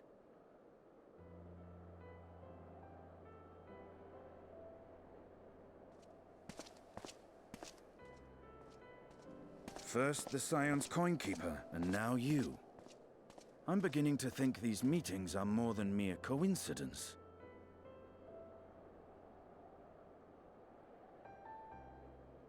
Not that I'm complaining. It's been too long. Too long? You look an ilm taller and twice as rugged. It suits you, Alphino.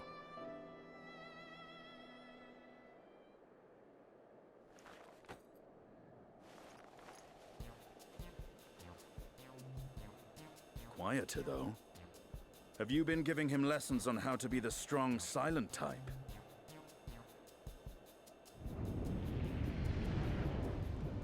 I am not Alphino!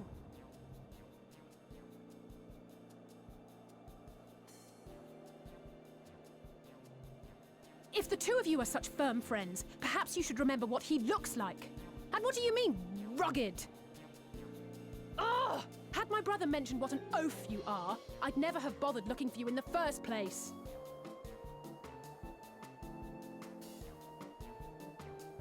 Estinian Wormblood, the Azure Dragoon. He who fought and felled the dread worm Nidhogg at the Warrior of Light's side. To think the day would come when I should see this living legend with my own eyes. Would someone mind explaining what is going on? Is everything all right? I thought I heard Alize shouting.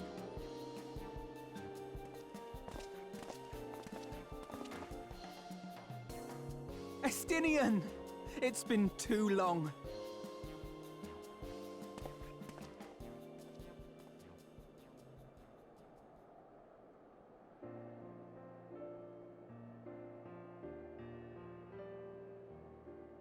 No, it's quite understandable. That was hardly the first time we've been confused for one another. Nor, I suspect, will it be the last. Well, I, for one, will not be making that mistake again. What I will say, for the second time today, is that you've grown. Inside and out. I can tell. One can't remain a spoiled little lordling forever, you know.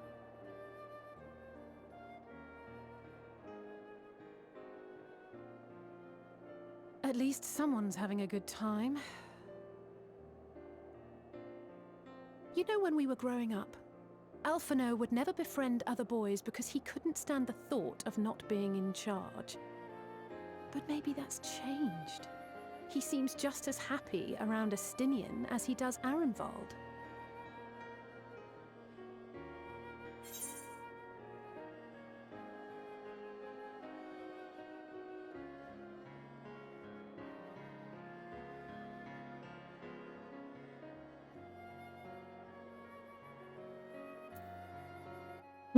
Maybe he sees them as the brothers he never had. Huh. Good luck to them. It hasn't been easy being his sister, I can tell you that.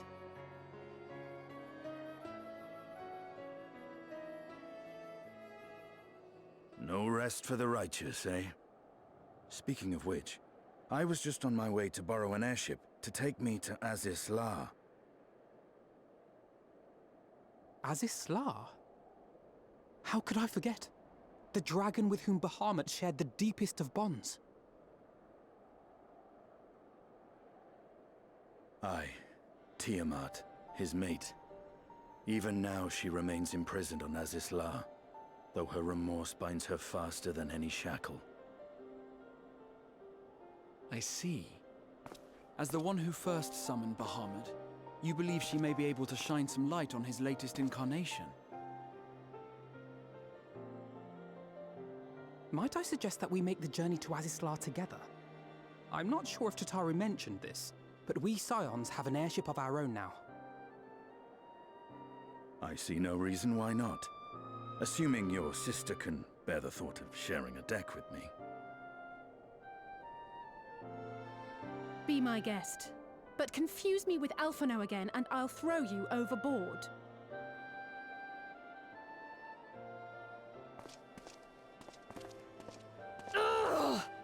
I don't know who he thinks he is, but he's nothing like Alphino painted him to be.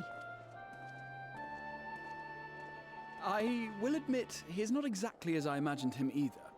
Based on what I had read of the man, I think I was expecting someone a little less blunt?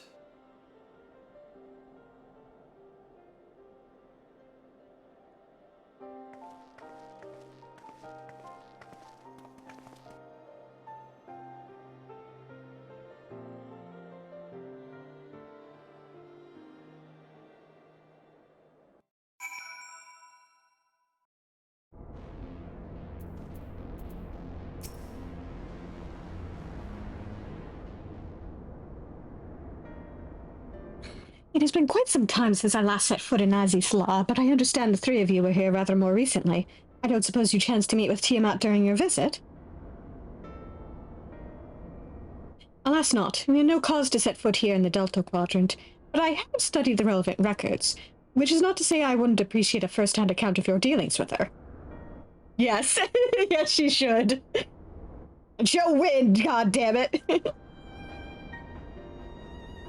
Well then, Svarn is the person to ask. As far as I know, he's the only one of us to have met Tiamat face to face.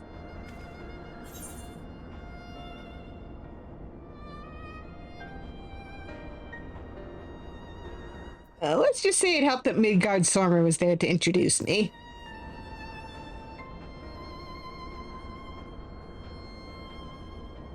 Ah, yes, you are a friend of her father. I too have met with Tiamat.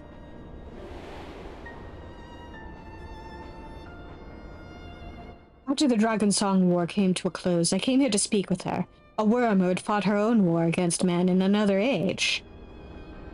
I wished to know if she yet harbored thoughts of vengeance, and I asked as much. She said no.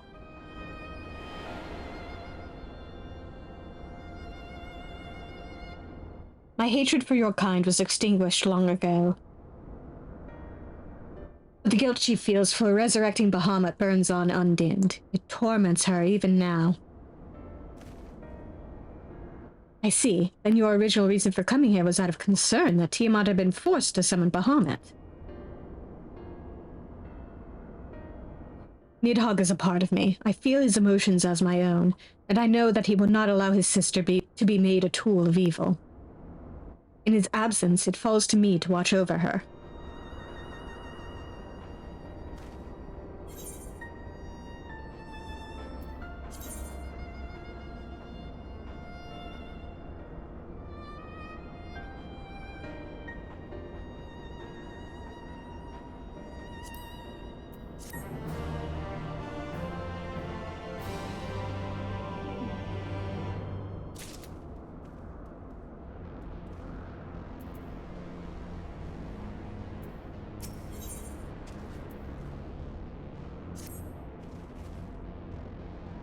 Tiamat awaits. This way.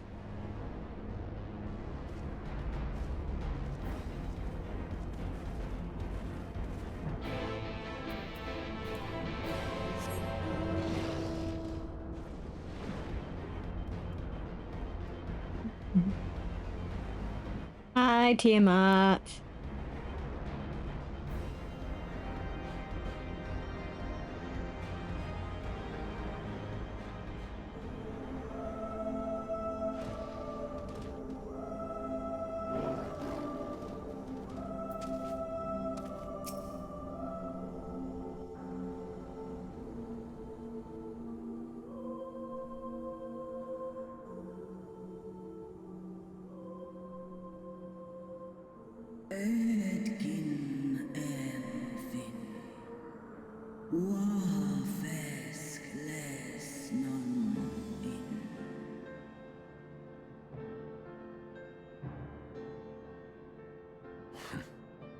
It's plain she knows naught of recent events.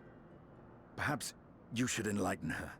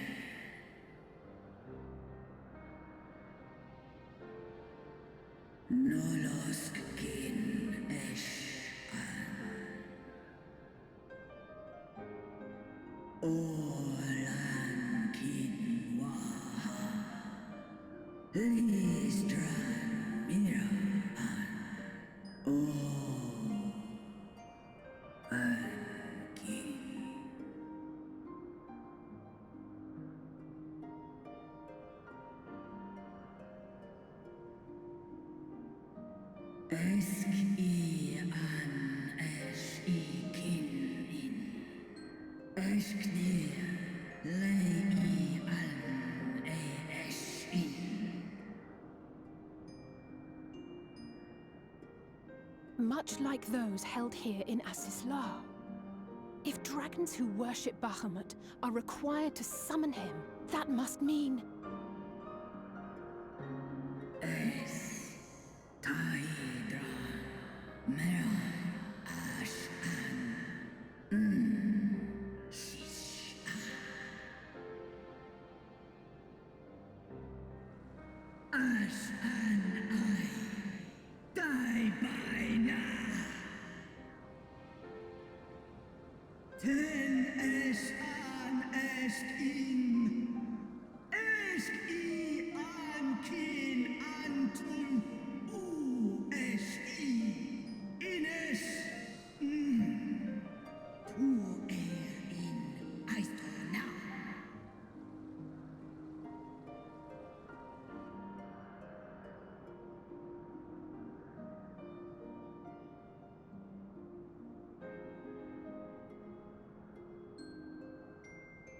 Your children's pain means nothing to them.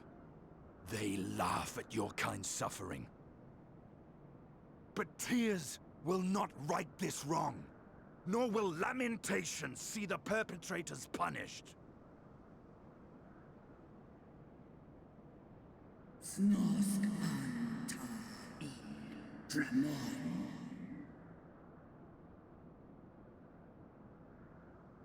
Behavior befitting a great worm. We came here to ask mighty Tiamat of the First Brood, consort of Bahamut, mother of the dragons of Mericidia, what she intends to do about the crimes committed against her children.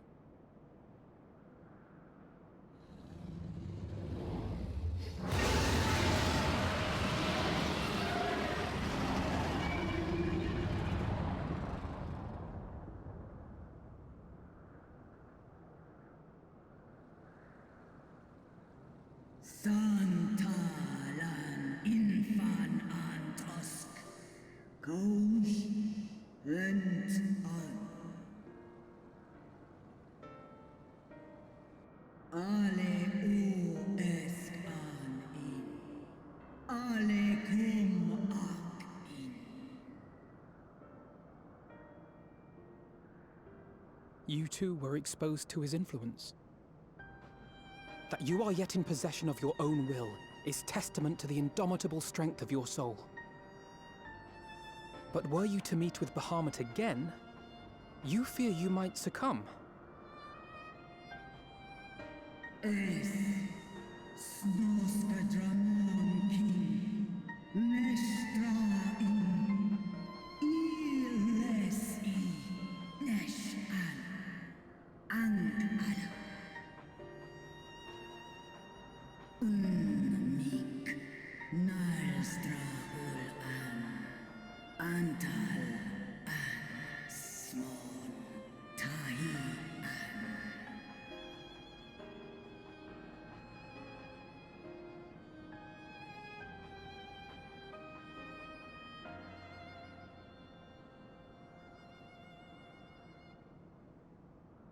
On the matter of Bahamut's influence, at least, I believe we can be of some assistance. If you're afraid of being enthralled, don't be. We have a cure.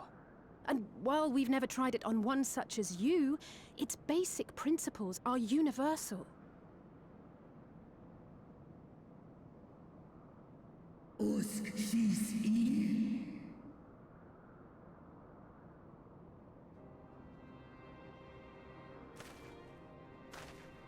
There is no future for those bound to the past.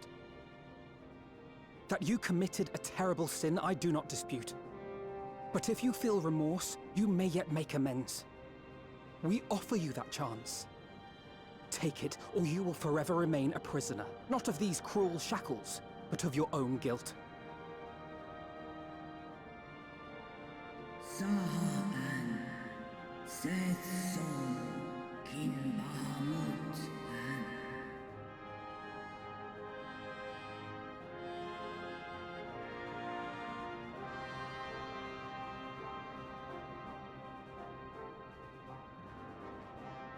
and Ansumon, Na an Inles, Snaloles Dishan, Na ala an ul an sin an stan in.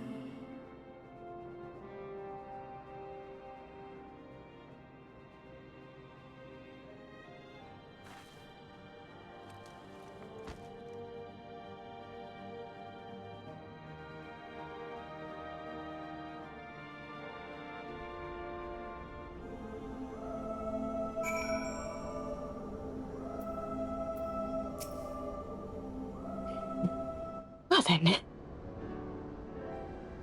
While Porxies have been shown to be effective in curing the temper, Tiamat must be considered a special case. She is far, far larger and immeasurably more powerful than any subject treated thus far. Were we to remove her restraints only to find that the process had failed, we would be hard-pressed to contain her. Then, before going ahead, we should learn as much as we can about the exact nature of her condition. Do you suppose we can find that information here? Why, yes, we can. We can indeed. The Allians kept detailed records on all of their notable captives, and I know exactly where to look.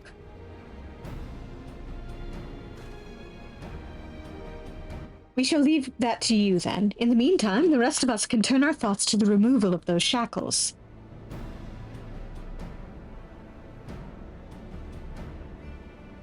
I know Alfino and Svarin here well enough, but not you. Are you certain you're ready to see this through? Rest assured, Sir Estinian, that I am both ready and willing to give my all for the sake of this star, though that is not my only reason for wanting to set Tiamat free. While I do not claim to know all of her sorrows, I too once found myself in a prison of despair, and I well understand how hard it can be to dare to dream of escape.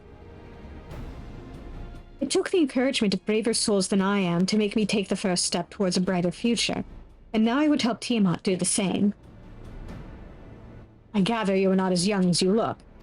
Well, maybe when our work here is done, we could trade tales over a pot of Tataro's famous tea? And be indebted to her for the leaves and hot water? I think not. I see. Returning swiftly to the task at hand, then. I believe the nodes governing Tiamat's restraints are located in the sector known as the Flagship. Ah, yes, we are familiar with it. The Etherochemical Research Facility in particular. Oh, you may wish to take this. A spirit vessel containing a small amount of my blood.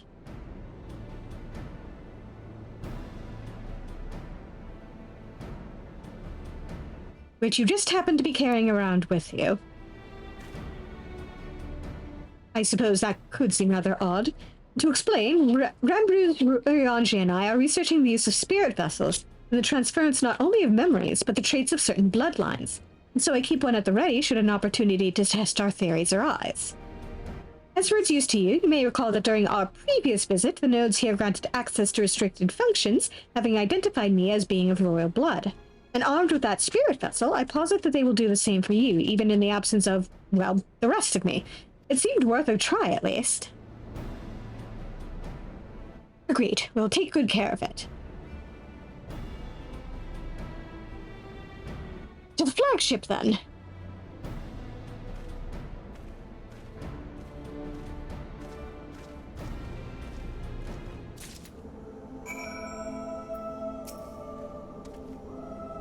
Eorzea and I shall remain here and attend to necessary preparations. In the event that the spirit vessel fails to work as expected, you know where to find me. Good luck. It's possible the restraints may have mitigated the effects of her tempering, but Tiamat has been enthralled to Bahamut for thousands of years. To have clung on to her reason through it all says a lot for her strength of will. More than a lot.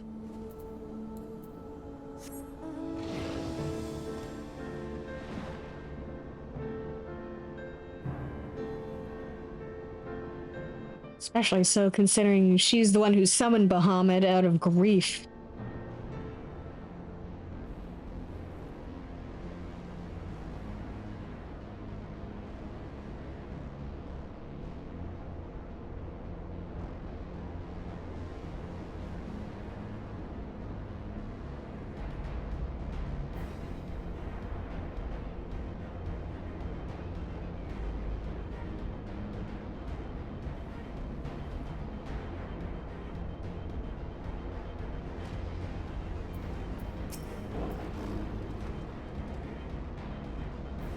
Let us split up and search the flagship for the node that controls Tiamat's restraint. But should you find a likely candidate, do not be tempted to make any adjustments. It will not do to accidentally release some manner of experimental monstrosity, nor less Tiamat herself in her current state. Our objective at this stage is simply to identify the relevant node or nodes. Once we have learned what we can, we should reconvene and compare notes prior to proceeding.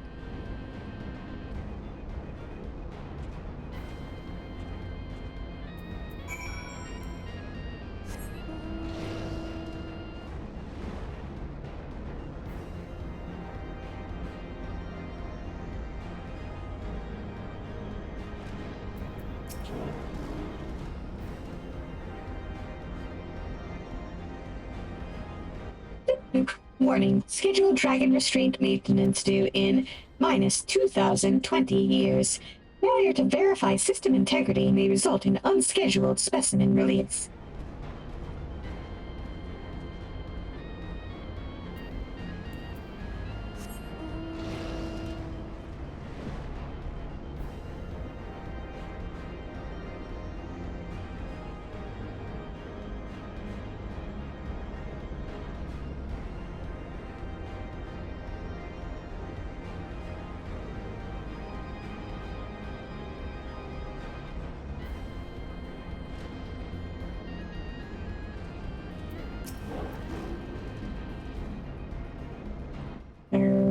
Data link with Delta Quadrant broken.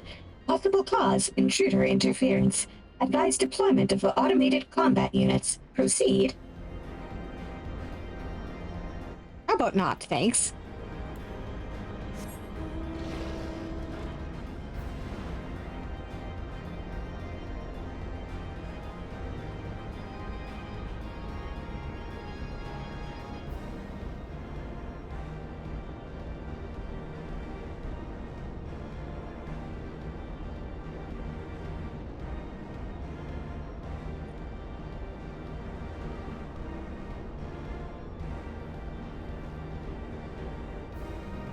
That down. There we go.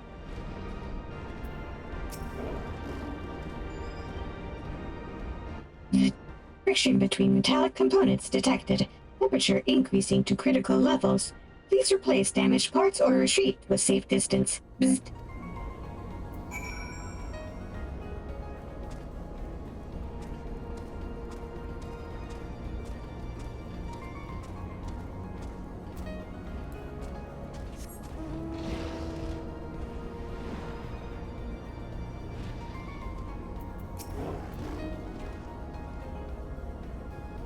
I'm afraid Astinian and I have little to show for our efforts. Did you find anything?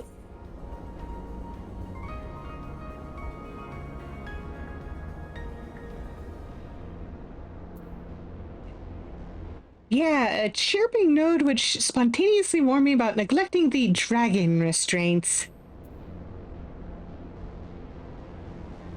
Spontaneously, you say? Well, that does sound promising. Almost suspiciously so, in fact.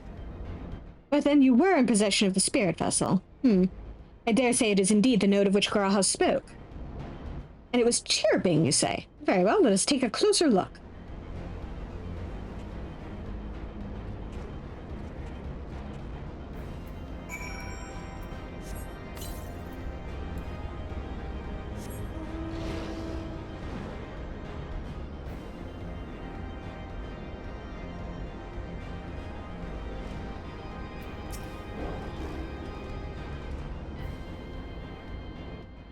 Do you wish to operate the dragon restraint mechanisms? Bloop, you do not have the requisite access privileges. Operation of the dragon restraint mechanisms may only be undertaken by the chief technologist and members of the royal family. Or those with a vessel full of royal blood, perhaps.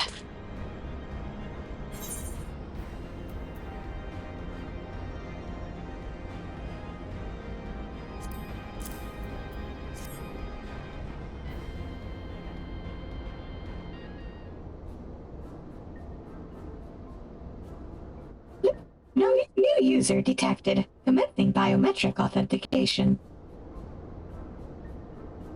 Bloop. Authentication complete. User identified as member of the royal family. Please state your name.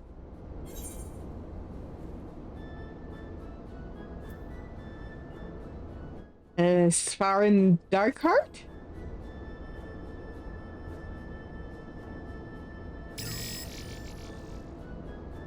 Welcome, Svarin Darkheart. You may operate the dragon restraint mechanisms when ready.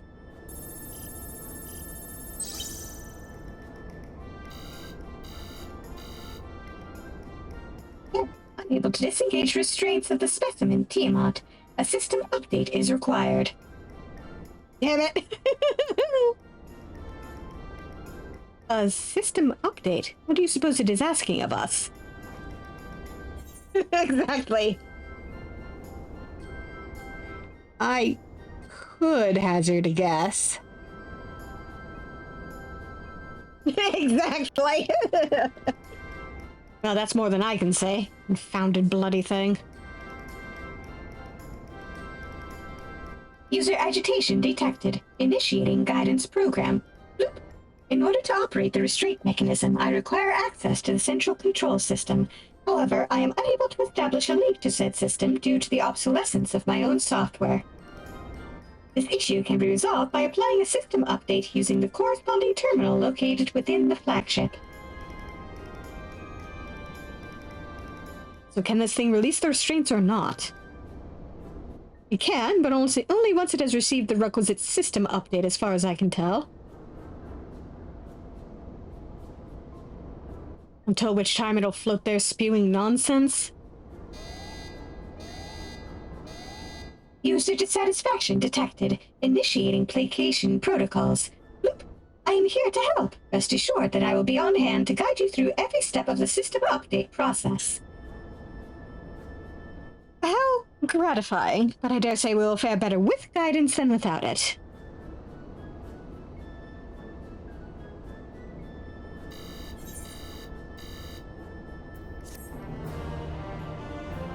Apparently they programmed this thing to feel anxiety.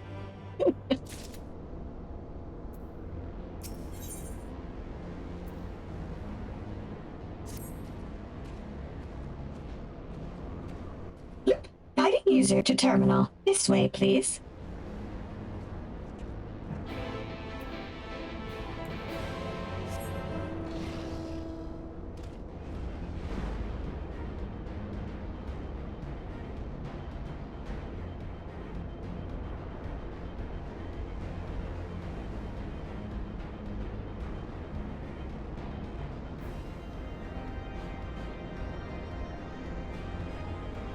Nope, not in here.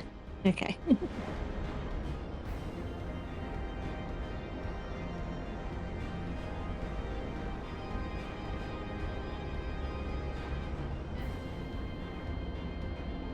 Where it?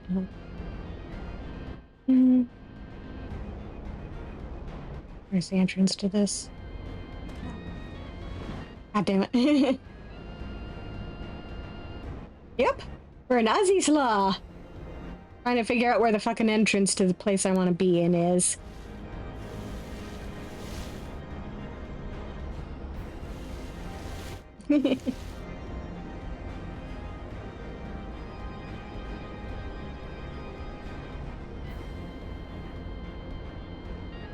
Ah, there it is.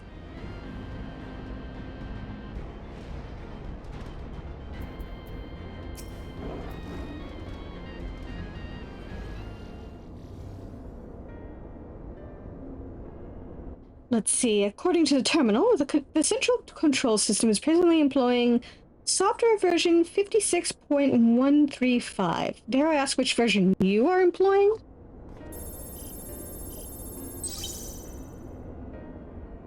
Why, software version 42.002, of course. Bloop, bloop. Warning, errors detected in the data management system. Estimated time required for update, 5 years, 1 day. That is rather longer than we were hoping. Aren't there any other options? For instance, using this terminal to operate Tiamat's restraints instead? Exactly! The proposed method is indeed an option. Please be warned, however, that the procedure may have changed as a result of the system update, and my instructions may no longer be accurate. Well, I can't imagine it will have changed all that much.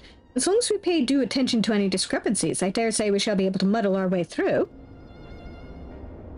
Don't bother trying to explain, just tell me if we've made any progress. I would say so, yes. It does, however, require that I remain here to operate the terminal.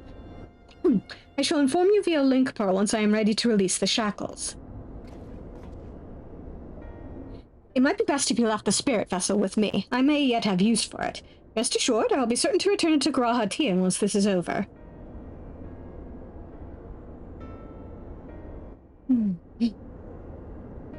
Just a little more work and Tiamat will be free. But before we go any further, there is something I would know. When Tiamat and her kin fought against the Garlean Empire, both sides were but dancing to the tune of the Ascians. And it was the same in Ishgard, where they stoked the fires of conflict between man and dragon from the shadows. All that the Ascians touch turns to ash, and thus have you made it your mission to fight them. But there have been times when you tried to reach out to them instead, to find common ground. And so I must ask, what do you intend to do with Fandaniel? Will you try and reach out to him too?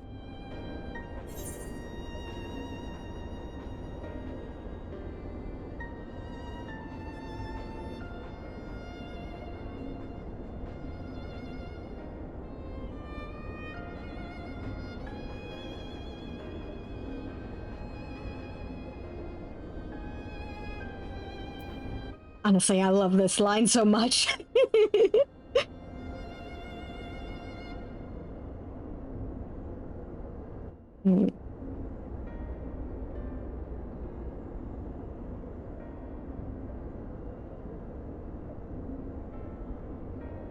Yeah. A huge freak. Says the necromancer.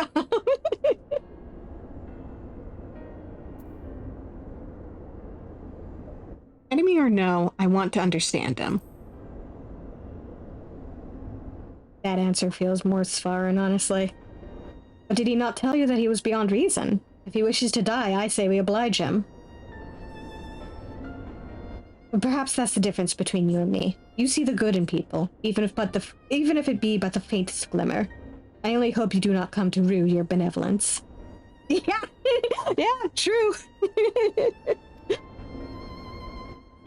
The necromancer looks positively hinged. You think us unwise for viewing the world thus? Far from it. That has ever been your way, as I learned when we journeyed together with Iceheart. True. If the fact remains that there are some who view compassion as a weakness to be exploited, and there may come a time when you extend the hand of friendship only to wish that you had dealt the killing blow. So, save your mercy for those who deserve it.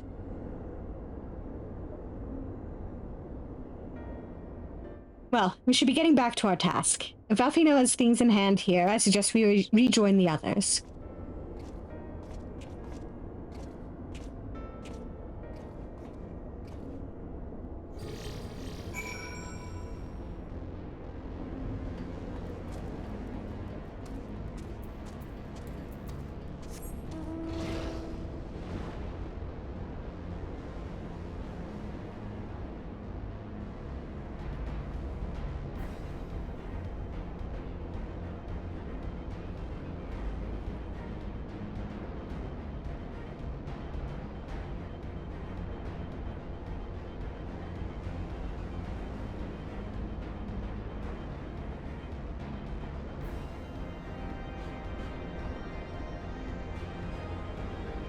Back to Tiamat we go.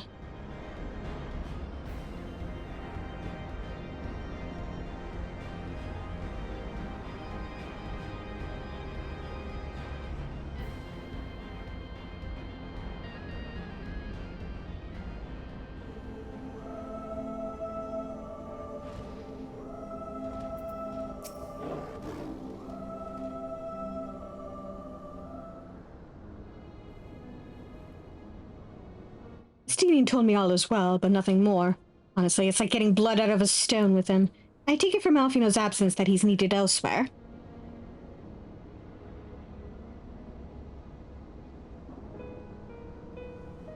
Well, that all sounds rather frustrating, but you got there in the end. While you were off talking to nodes, Graha and I were learning as much as we could about Tiamat's condition. Our readings confirmed that her ethereal balance leans strongly towards the umbral, as was the case with the kobolds. Therefore, all other things being equal, the treatment should work. The difficulty lies in the sheer quantity of aether with which we must contend. Multiple applications of the treatment will inevitably be required if we are to reverse the effects of the tempering completely. Meaning I'll need all the aether I can get. Thank you in advance. Although this endeavor will ask much of us, we do have one reason to be optimistic. Namely that Tiamat shows no signs of fanatical devotion, suggesting a milder case of tempering than that suffered by the kobolds. Tiamat saw Bahamut as an equal rather than a god. Might that have made a difference? Now that you mention it, it very well might. She will not have believed it necessary to defer to his will. But enough talk. It's time to put our theories to the proof. Tell Alfino to disengage the restraint's ethereal dampers.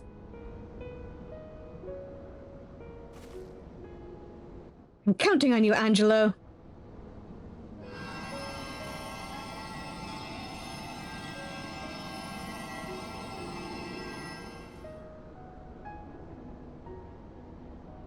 Ah, such warmth, actually.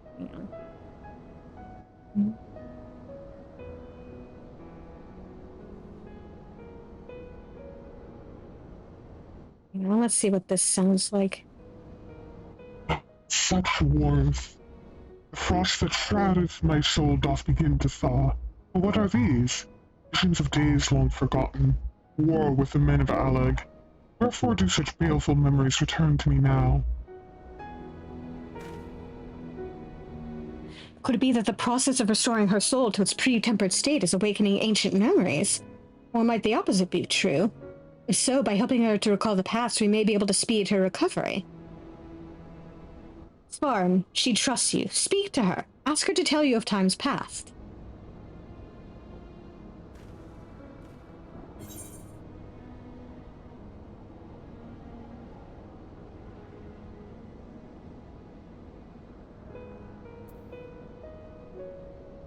Tell me of your war with the men of Alag.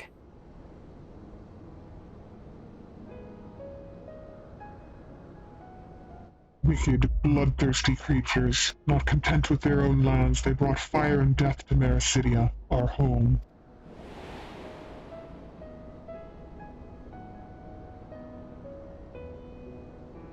The tale began when Bahamut and I left our father's side. We took wing in search of a place to make our eyrie.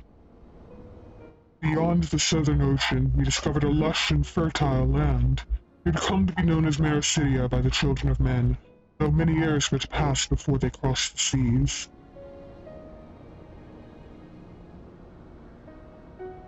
Upon our arrival, we were welcomed by the peaceful people of the forest, kin to the trees. Surrounded by nature's bounty, Bahamut and I had found a place to raise our young.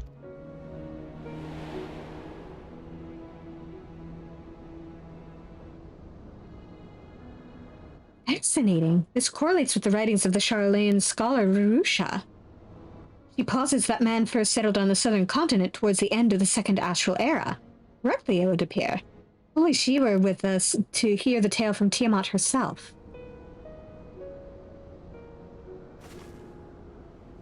Again, Angelo.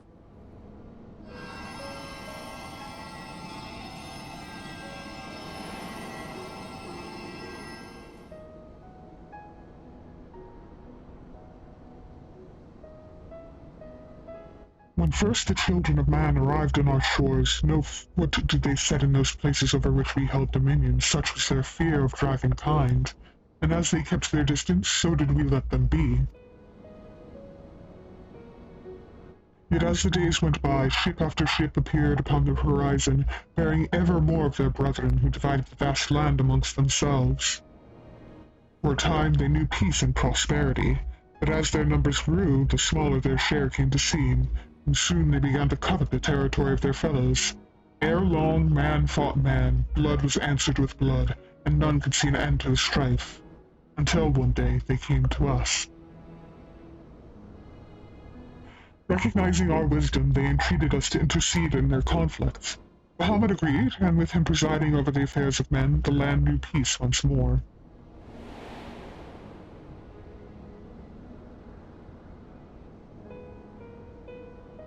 Alas, those golden days of harmony too were fated to end. The men of Alex slew my beloved, and I, in my rage and sorrow, heeded the envenomed words of the Ascians. The rest thou knowest only too well.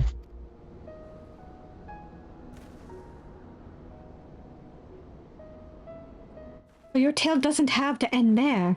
When you are free, we'll rid the world of the Ascians together, and you and your beloved will have justice. Fine sentiments, but you're almost spent. I'll keep watch from above. If the treatment fails, run.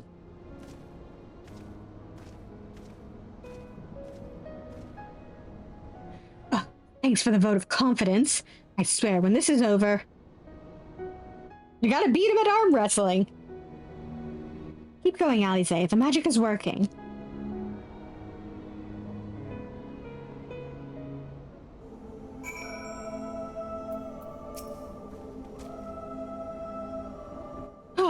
I knew this wasn't going to be easy. No patient could have prepared me for treating a great worm.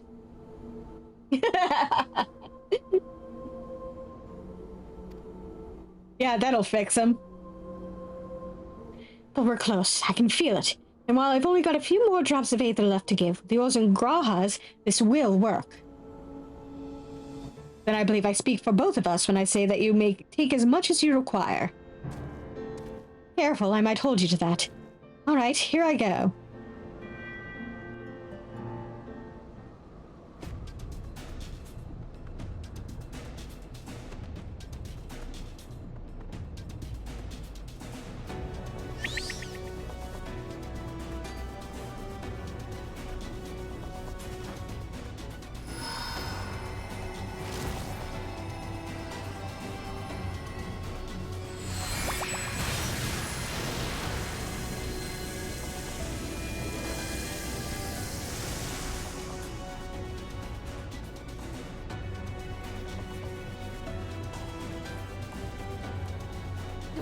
No.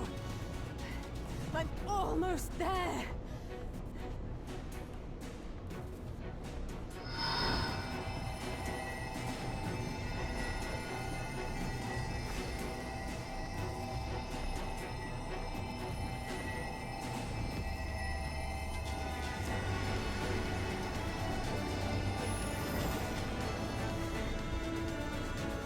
This is it, Angelo.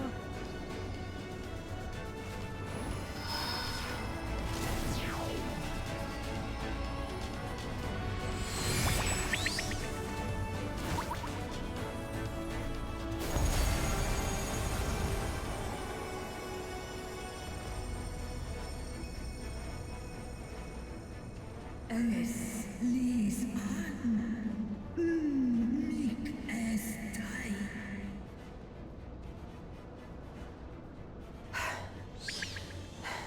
Did it work? We won't know for certain until the shackles are removed.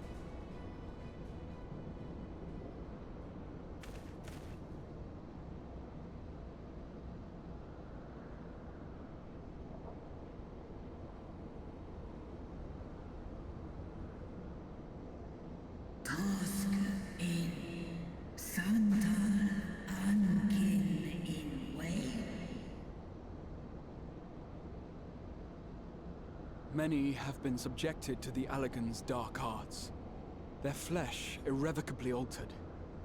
For such tortured souls, I fear there can be no salvation. Angin.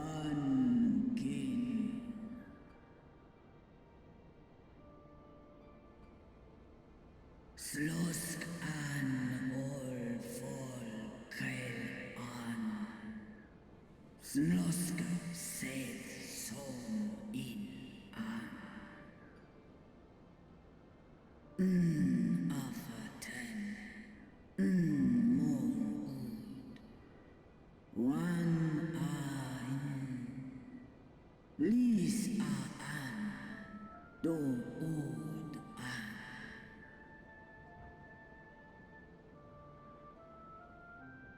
When that time comes, you won't be alone. We'll stand by you.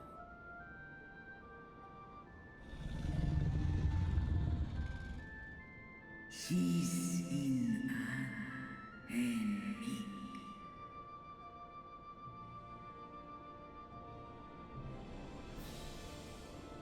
Alphino's ready. It's time.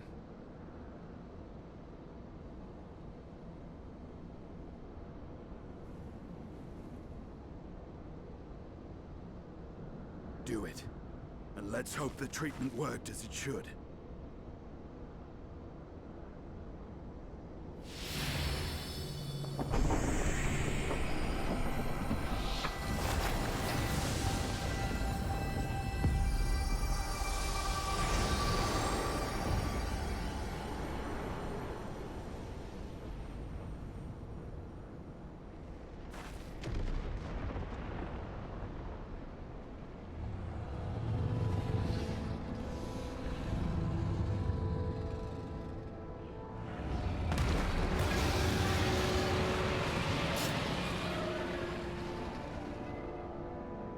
Mahamud an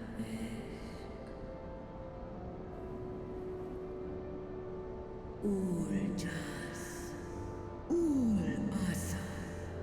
Vesk an.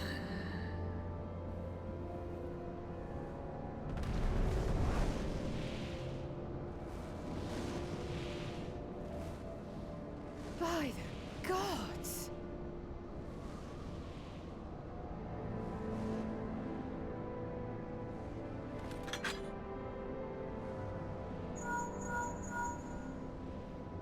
Urianger, your timing could not be better. Understood, we're on our way.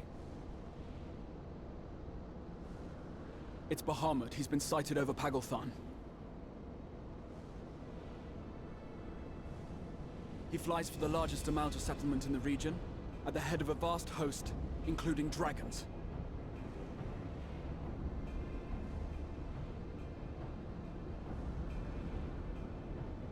Did you hear all that, Alphino?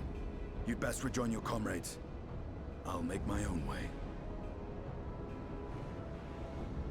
Our enemy awaits. Shall we?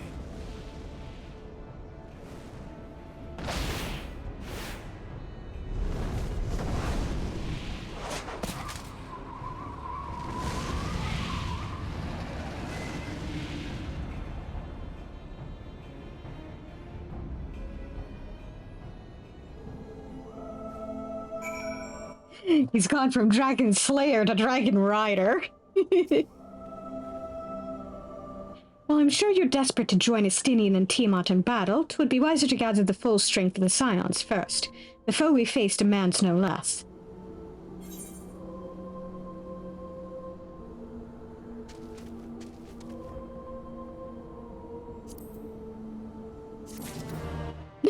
Very chill indeed. That's how you know the treatment worked.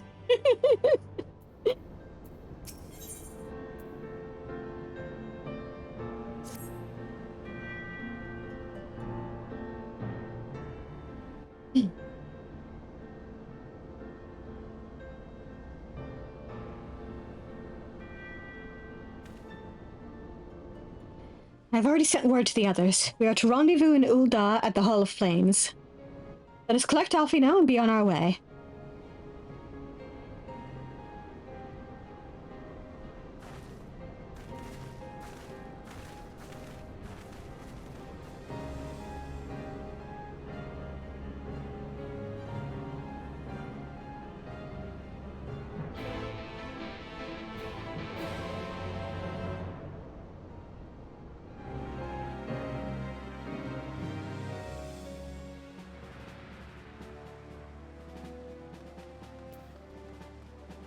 Give everybody a chance to pop in.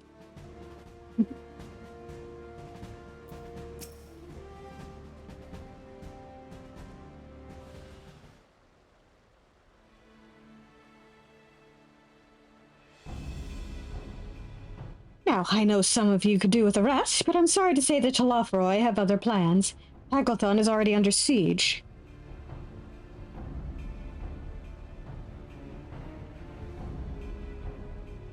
Happily, the Immortal Flames arrived just in time to join the defensive effort, with Marshal Tarupin at their head. Well now, given the failure of the peace negotiations, I was uncertain how the Sultanate would respond.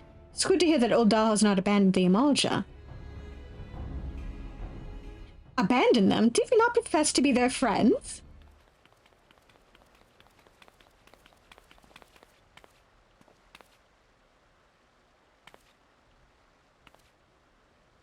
Your Grace. Marshal Tarupin had made provisions for such an exigency and was ready to depart at a moment's notice. All that was required was the agreement of the Syndicate, each of whom voted in favor of intervention. Yeah, exactly.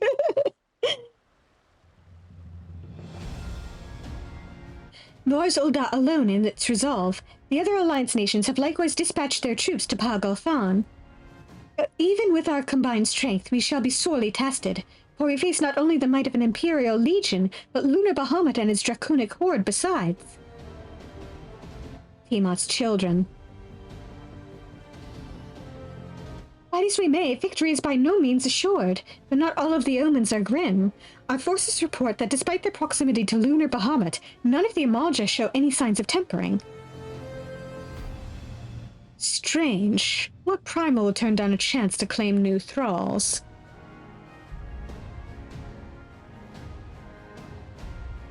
Unless it is incapable of doing so. Primals are not wont to serve a master, Ascian or otherwise. It may well be that Lunar Bahamut differs in some fundamental manner from those we have previously encountered.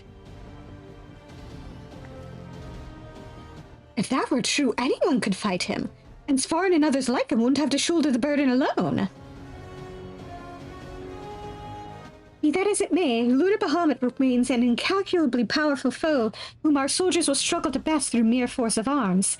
With the aid of the Scions, however, I believe they will fare rather better, assuming, that is, you are ready to take the field. An airship awaits to bear you to the front. Pray set forth as soon as you are able.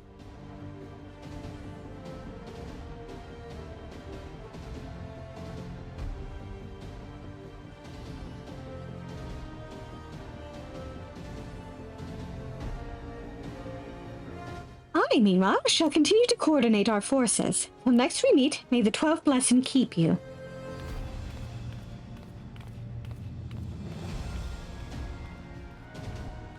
It was kind of her to speak with us personally. You may be certain she has no shortage of other responsibilities. Well, I for one am inclined to do as Her Grace requests. Lest we forget, our Ehrenwald and Fordola are in Pagothon on reconnaissance. The sooner we save the day, the better their chances. Indeed. To the airship, then.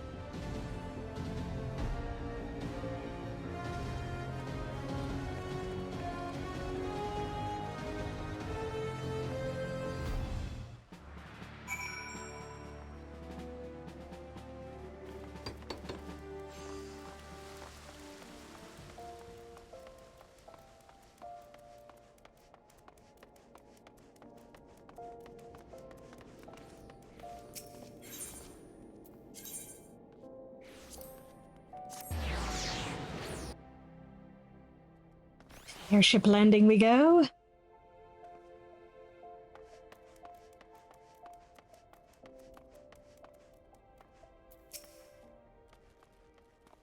Greetings. We've been expecting you.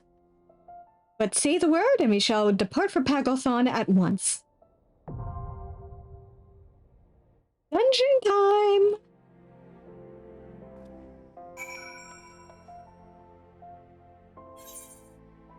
Okay, do I want to go as Pictomancer or do I want to go as Sage? Or something else?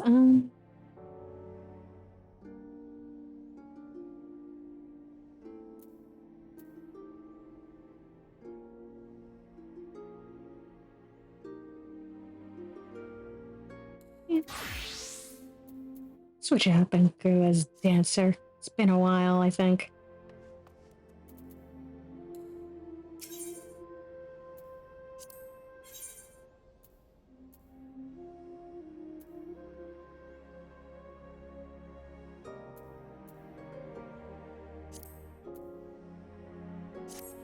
I don't like this party.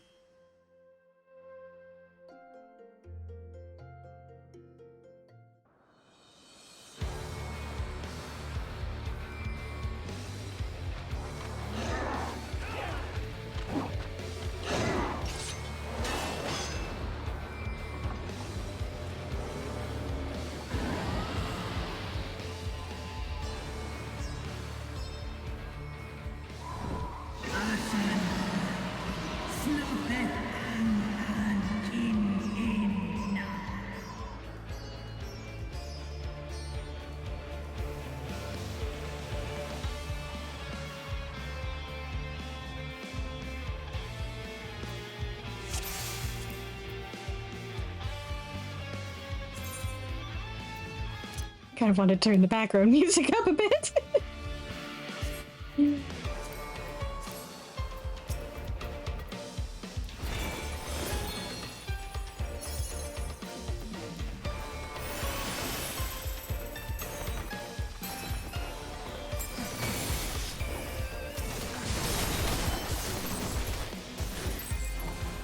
I'm gonna see how much pulling I can do.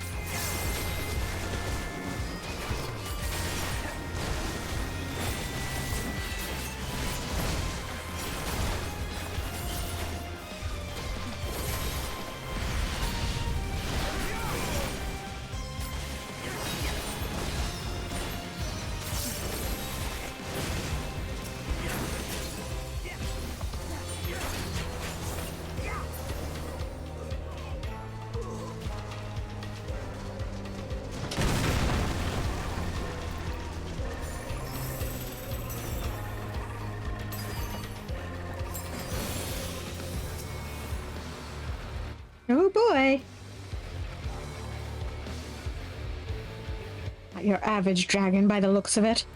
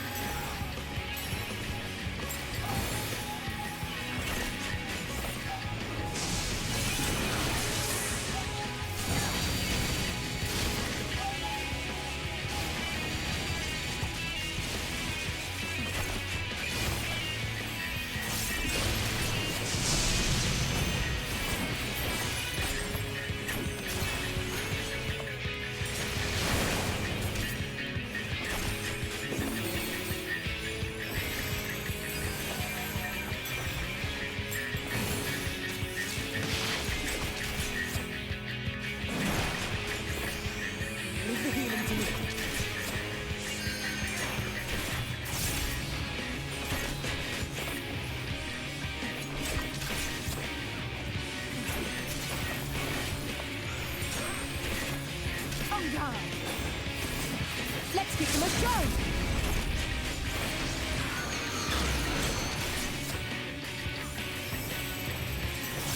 Of course, Alize would go for the limit break as soon as it's available.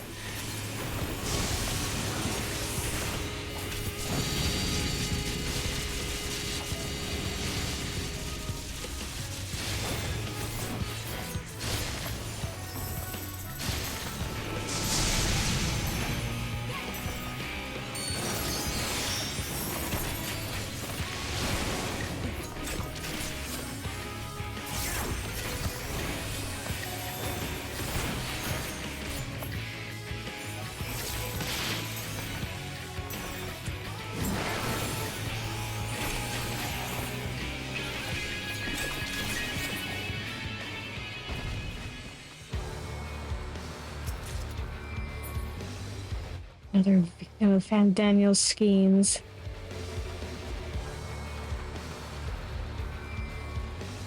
That the Azure Dragoon? Listen. Let's split up.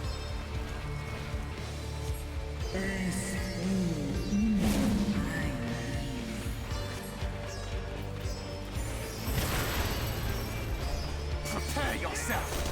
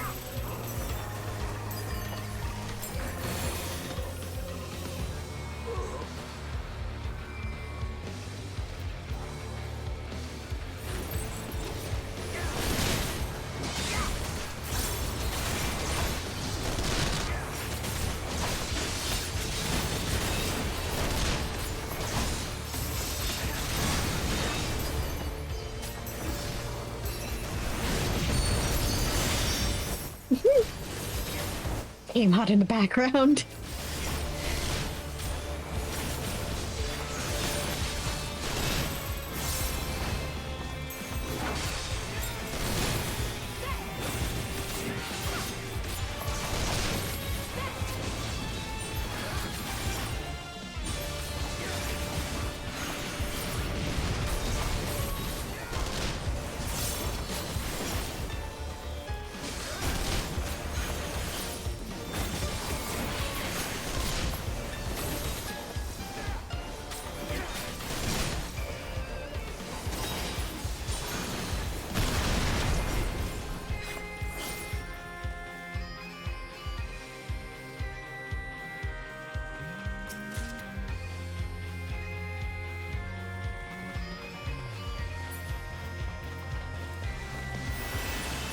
Oh, no, you don't.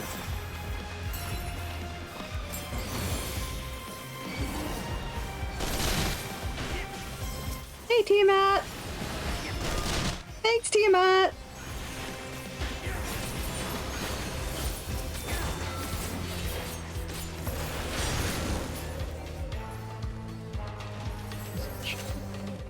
No treasure. Yep, not going that way.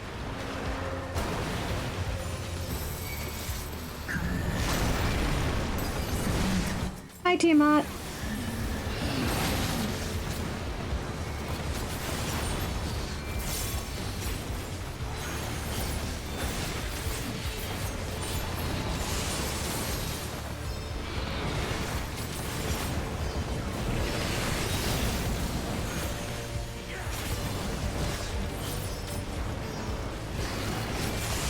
Yep. Ow.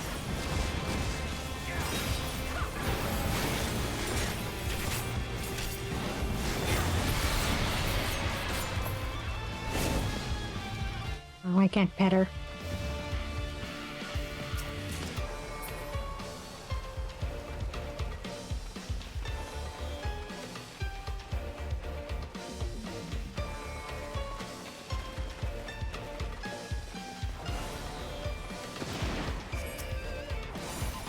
Right.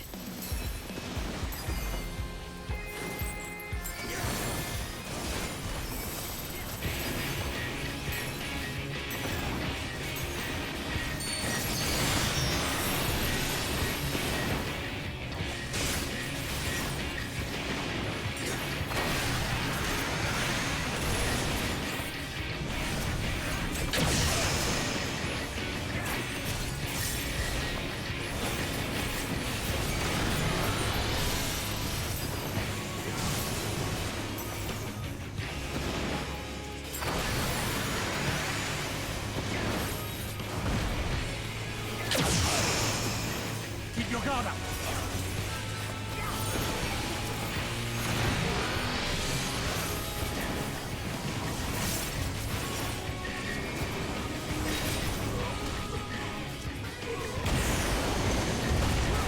Whee!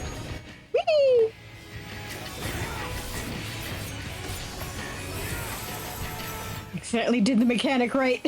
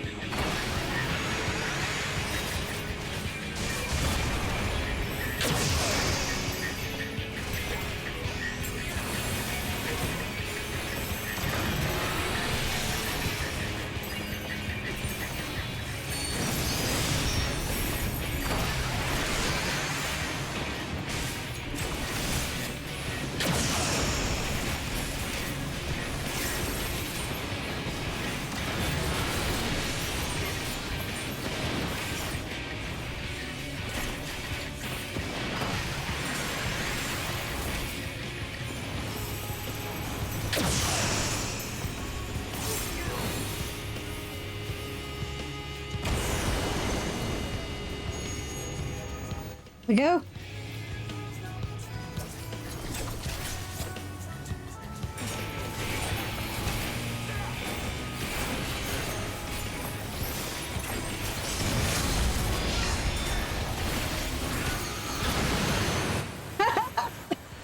Nice job, Alize.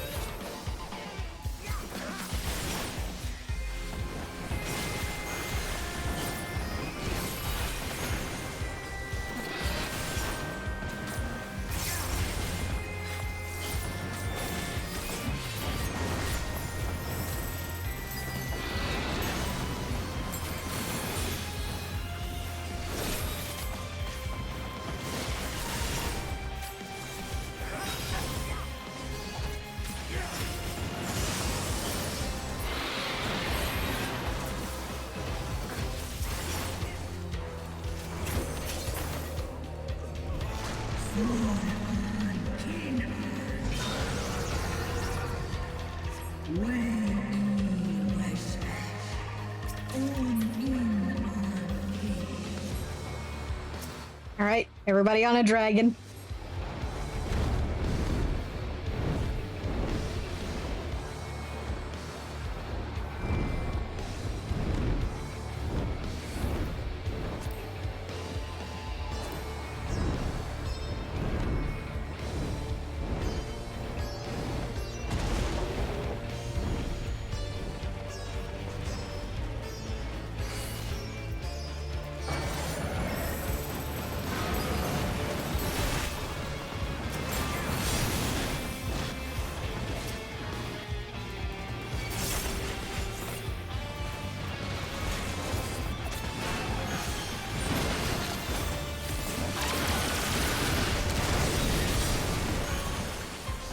Keep your guard up.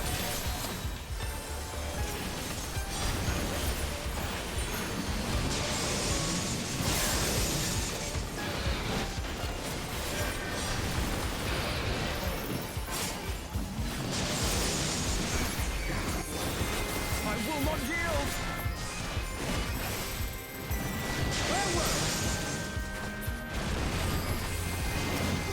You're nuts.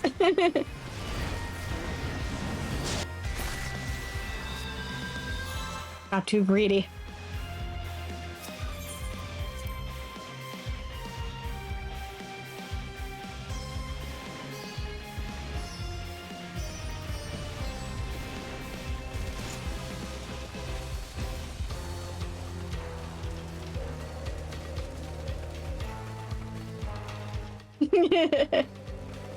Yeah, that never happened.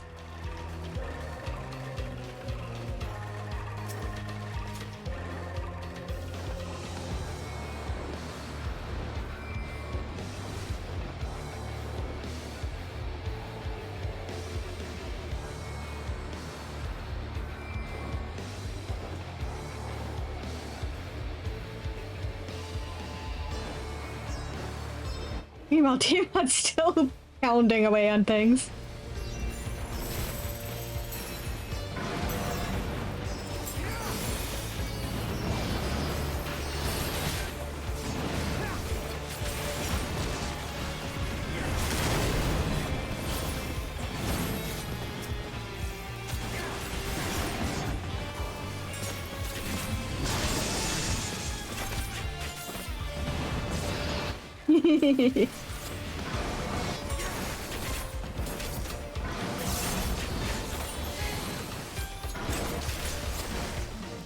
Use 'em or lose 'em, I guess.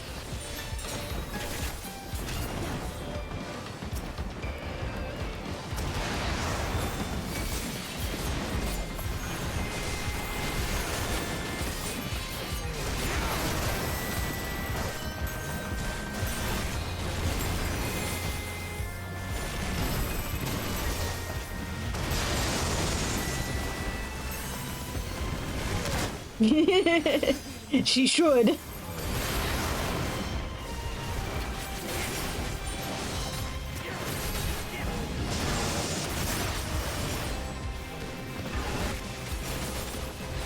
Pick up her bad children and just shake them.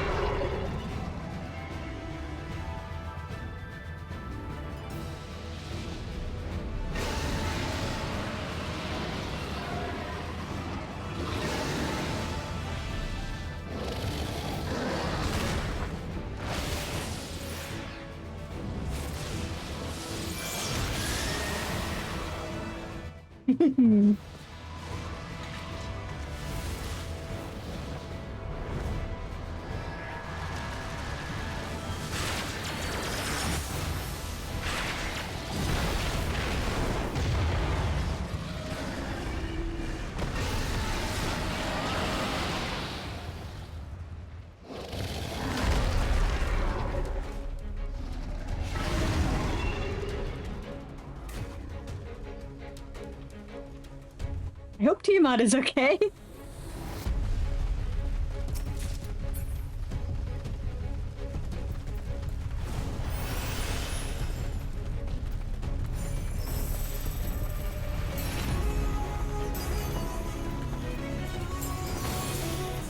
Prepare yourself. Indeed.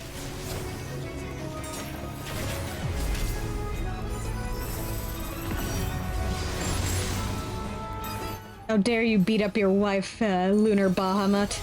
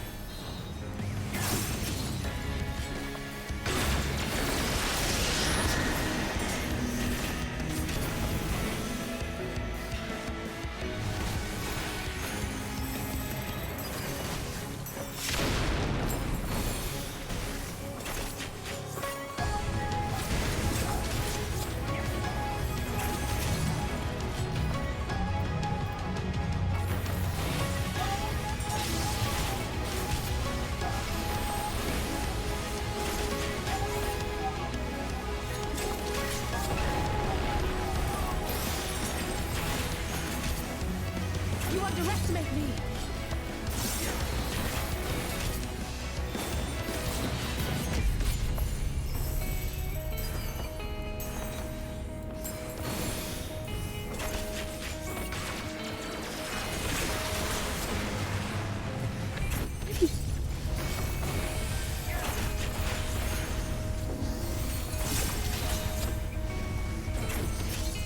On guard!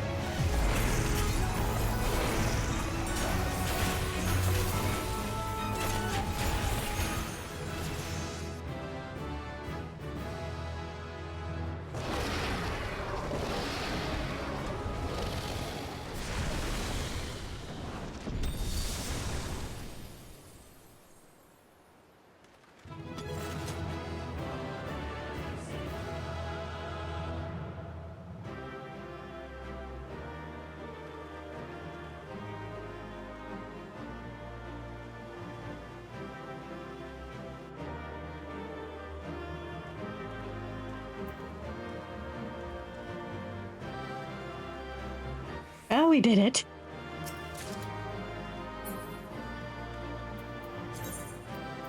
What did I end up getting? And no tops.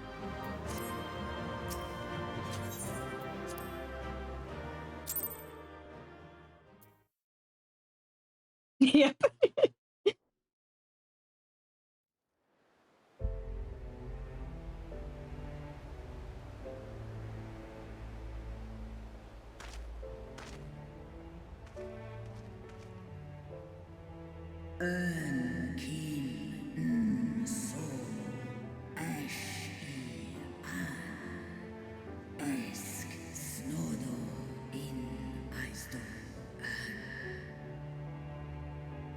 Antal an in Aistor.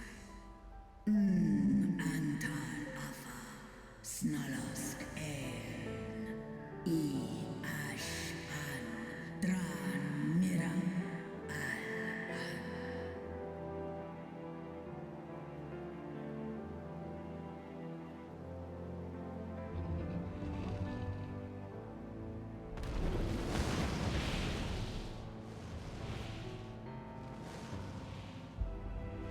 Noble warriors, the dragons chose their friends well.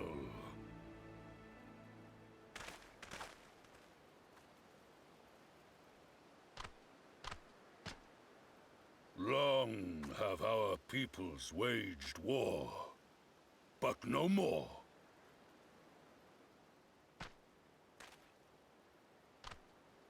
Your fallen lie beside our own. By our words and deeds shall we honor their sacrifice.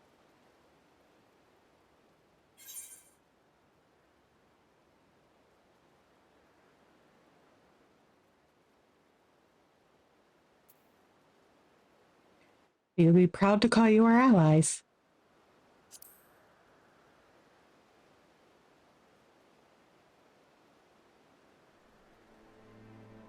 The enemy of our enemy is our friend. And you have proven yourselves worthy of our trust. It is the Garleans who are deserving of our fury. I shall see that my brethren learn the truth of this day, and rally as many as possible to the cause, till we meet again.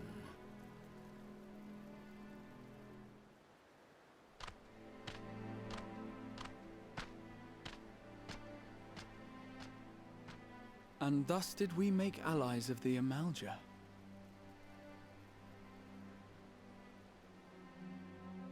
It would certainly seem that way. The Sultana will be pleased. Let's go and give her the good news, shall we?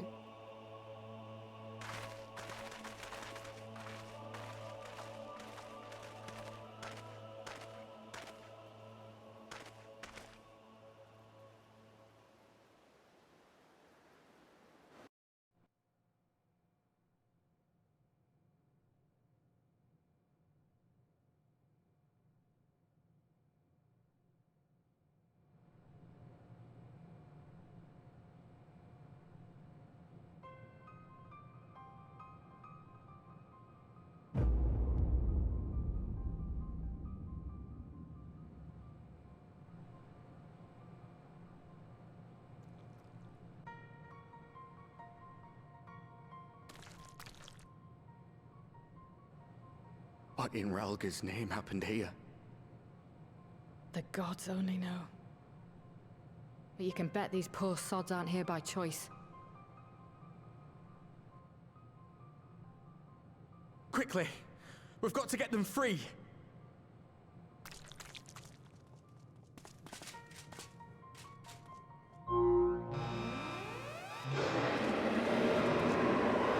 Get back!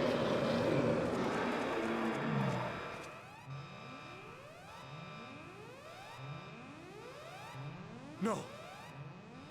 What have I done? It's too late for them! We're leaving, now!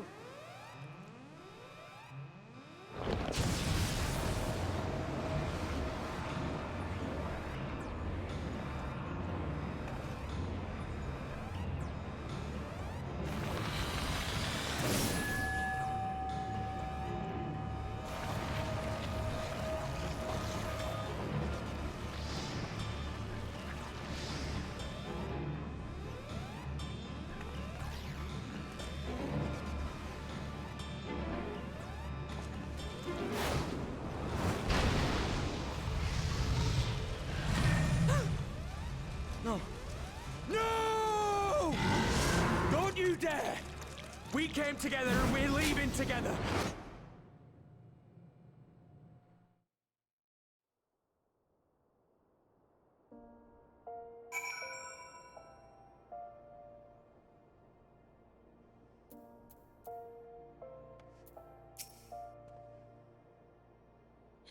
Well, it would be too much to hope that we have seen the last of Fandaniel. We have dealt his schemes a telling blow this day. That alone is cause to celebrate. Right.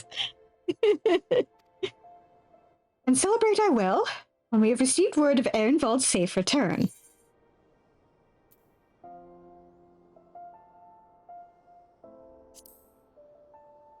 Yeah, that doesn't seem like a fun place to be.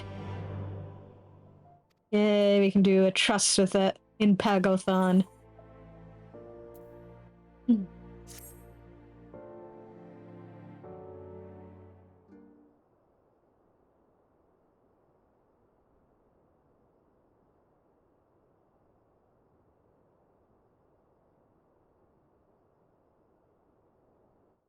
Standing around here worrying is not going to help matters. Come, we must discuss the day's events with Pippin and her grace.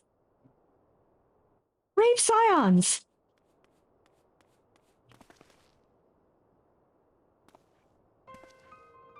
Would that I could treat you to a hero's welcome, but I bear urgent news from the frontistery. Your grace, whatever is the matter? As our troops withdrew from Pagothon, they came upon the 2 scouts sent to the nearby tower. I have yet to hear a full account, but it seems that one of them, your friend I believe, had been wounded and was being dragged away by the other. No. I must go. Forgive me, your grace.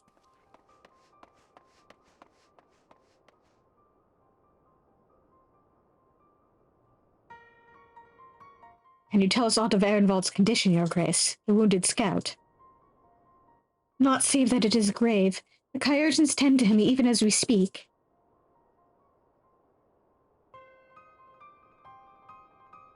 The infirmary must be inundated with the wounded.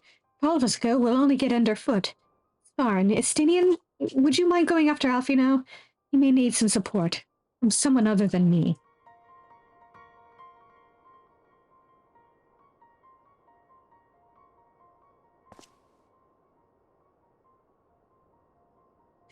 Very well. Thank you. The rest of us will see that the relevant people know what took place in Pagothan.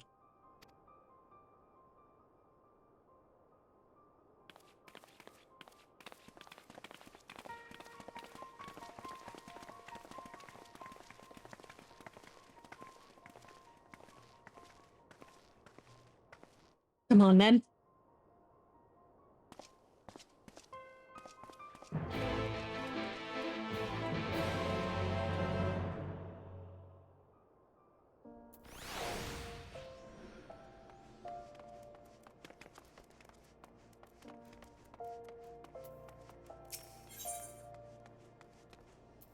What am I doing there?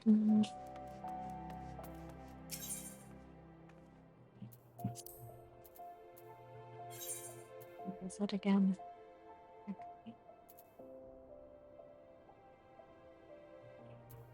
Okay.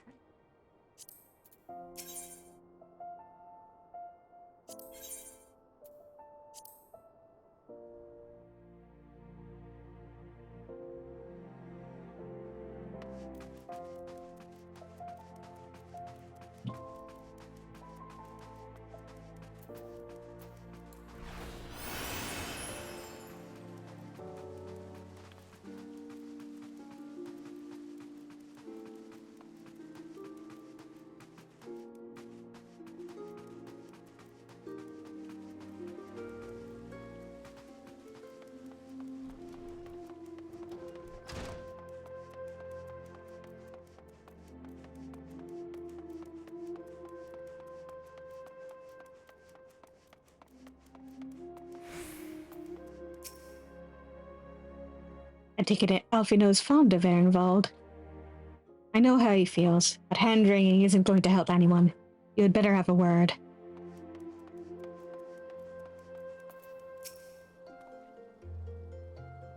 I know the one come to see the lad in silver armor.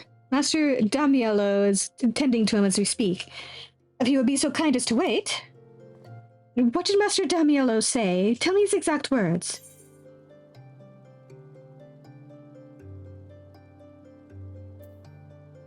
Let the Kyrians do their work. But... You're right. Forgive me. When we said our farewells to Ehrenwald, I was afraid that something like this might happen, but now that it has, all we can do is wait.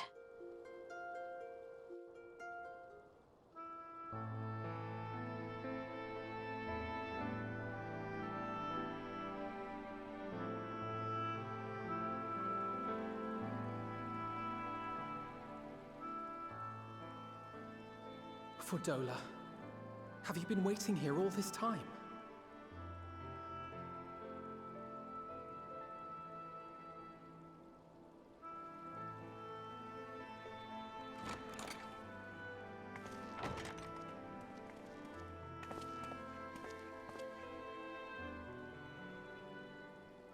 We have done what we can.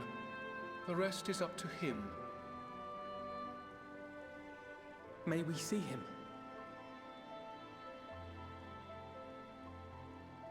I do not think that wise. You must let him sleep.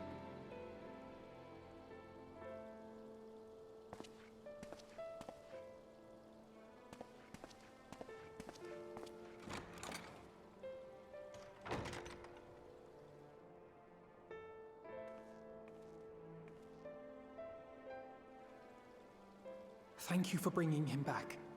He owes you his life.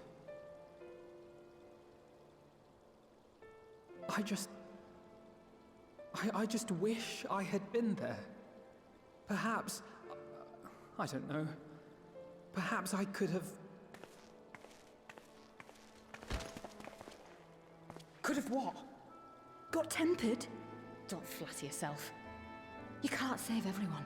No one can. Not even the warrior of bloody light. People die all the time, for no good reason. And those who take up the sword die quicker than most. If you're going to shed a tear every time a soldier falls on the battlefield, you'd best stay away. It's no place for the weak of heart. It may be that victory cannot be won without cost. But all life is precious, and I refuse to shrug at its loss.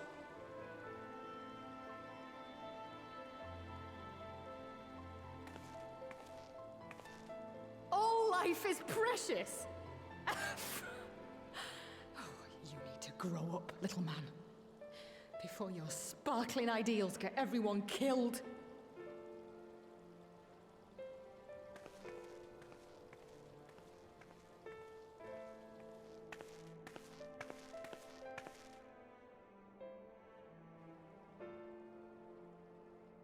You're right.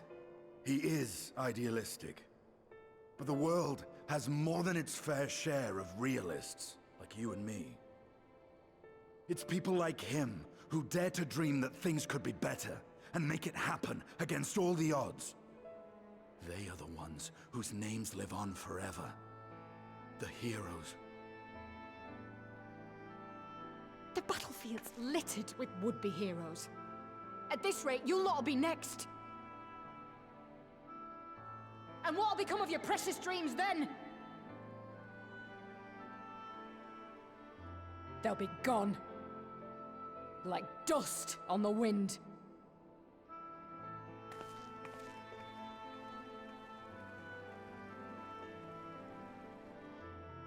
Dreams worth fighting for don't die so easily.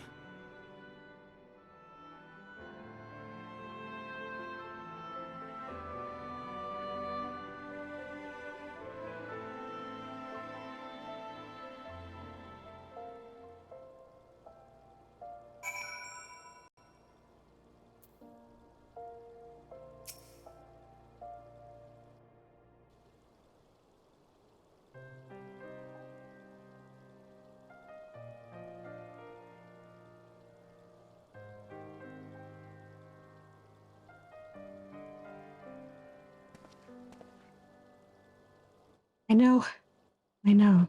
There's nothing more I can do here. Just rejoin the others. Ahem. Her Grace invites the Scions of the Seventh Dawn to join her in the fragrant chamber.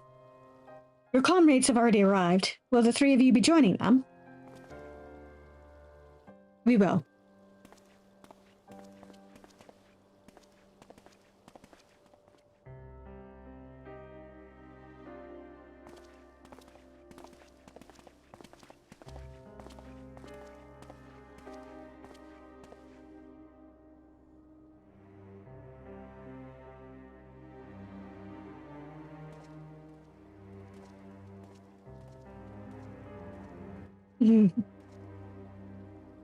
I think he could do us both, yes.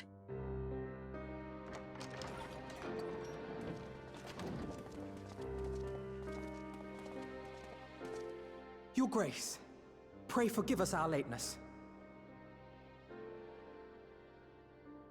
Think not of that. I understand a close comrade of yours was wounded in the line of duty. Arenvold. It was at the Alliance's behest that he risked all, and we are grieved to hear of his condition. Rest assured, he will receive the finest care our chirurgeons can provide. On that you have my word. Now, we would share with you the findings of the mission. Pippin, pray relate to our guests the details of Fordola's account.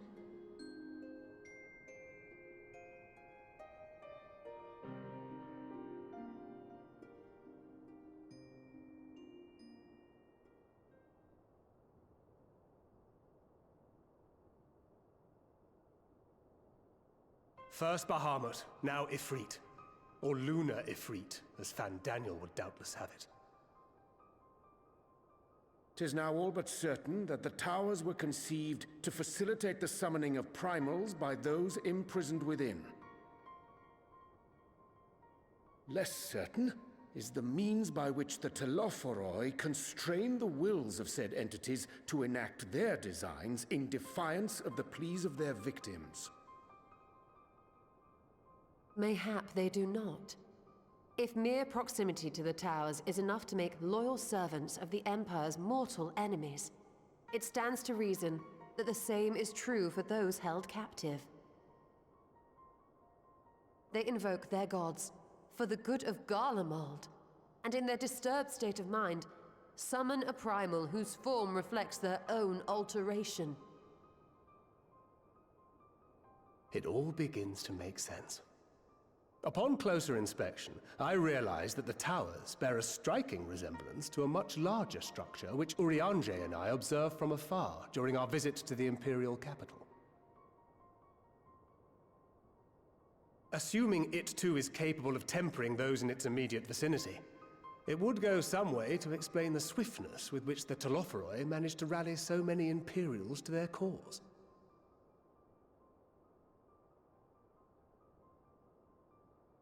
While the situation in Garlemald is indeed troubling, I fear we have more immediate concerns. Ifrit was not the only primal summoned. At approximately the same time, observers at several other towers bore witness to the emergence of further such entities.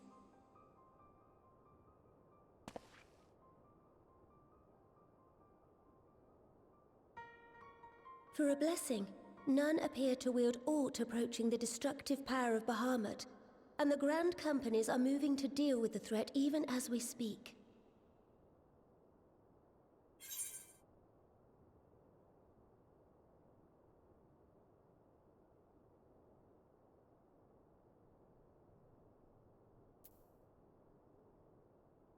Grand Companies, Your Grace? Is that wise?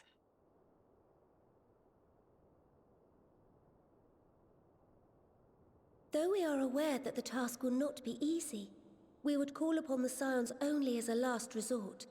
Pray, conserve your strength for now. After all, it was not so very long ago that you rid us of Bahamut. On which note, I am pleased to report that our talks with the Amalja have reached an agreeable conclusion. They have pledged their full support to our cause. It is our hope that this historic agreement will encourage other tribes to join us at the negotiating table. And I know that I speak for all of the Allied leaders when I say that we will welcome them with open arms at such time as they do. Of course, this was only made possible by the feats of heroism performed at Paglfan. Moreover, we shall not allow the sacrifices of those fallen in battle to have been made in vain. As hope leads to victory, shall victory lead to a new dawn for Eorzea. May these words ever be our guide, Your Grace.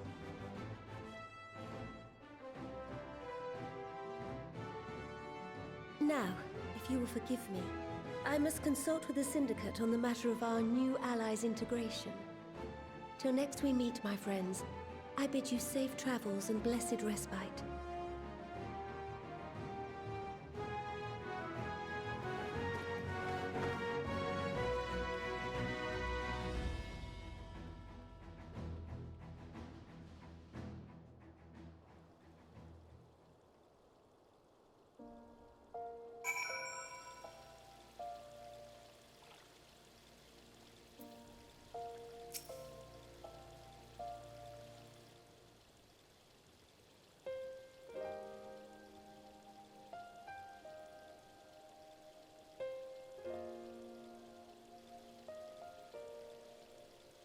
Right then, unless anyone has any objections, I think it's about time we return to the Rising Stones.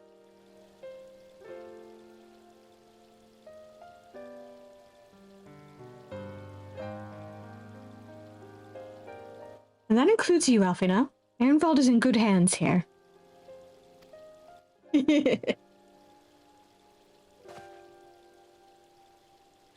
Of course, you would doubtless mock me for pacing about the infirmary.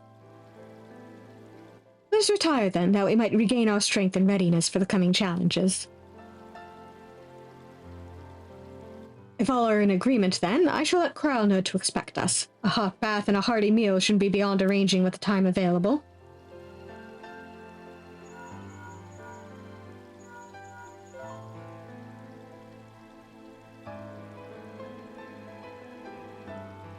It'll be good to be home.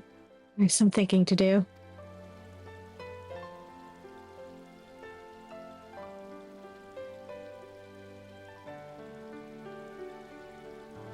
Yes, I'll try asking him. And thank you, I shall look forward to it.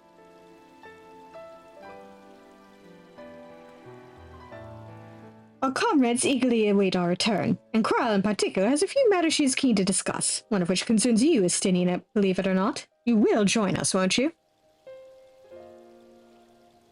Fine. Really? I thought you said you were avoiding that Baldessian woman.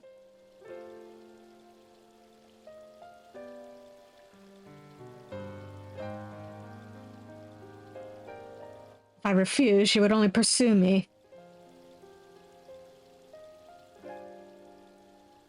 Let's get this over with, shall we?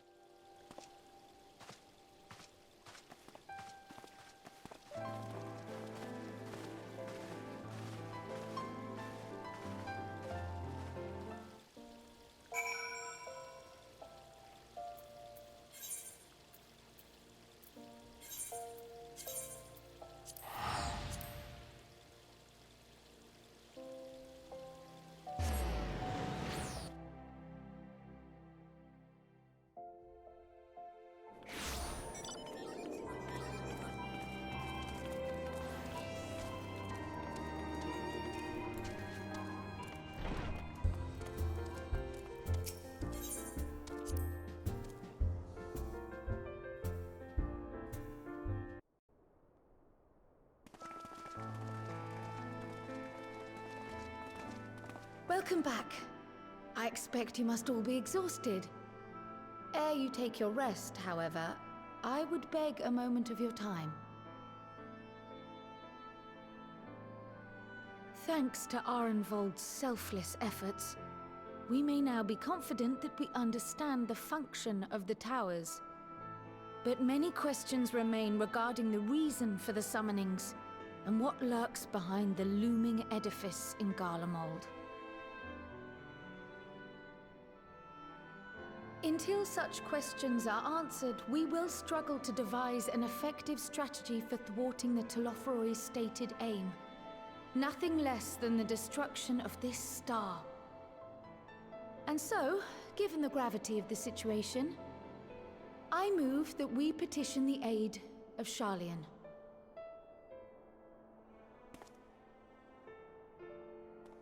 'Tis possible the ancient knowledge preserved within their archives may hide a clue to our enemy's methods.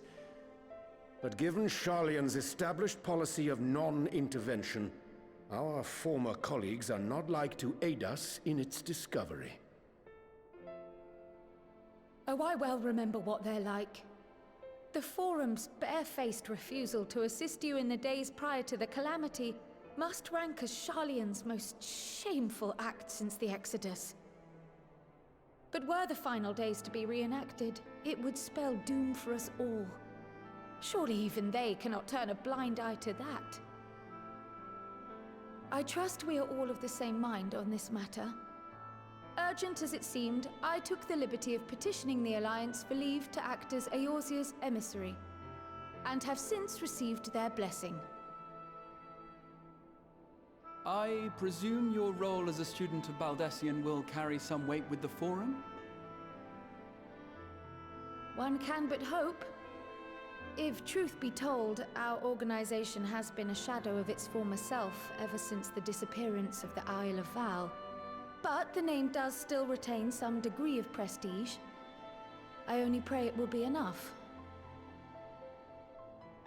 If there are no objections, I shall depart for Sharlayan at once.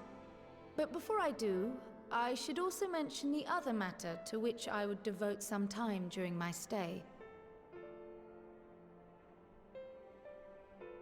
After hearing what transpired in the first, I began to question the true nature of Hydalin's blessing. A topic I have discussed at some length with Y'shtola. We were wondering, when was the last time Hydaelyn spoke to you directly?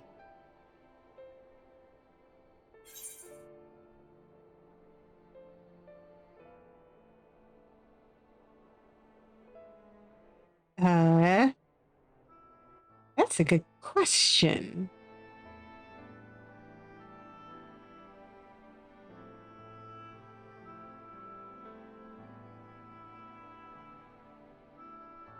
Back in the Crystarium, I think?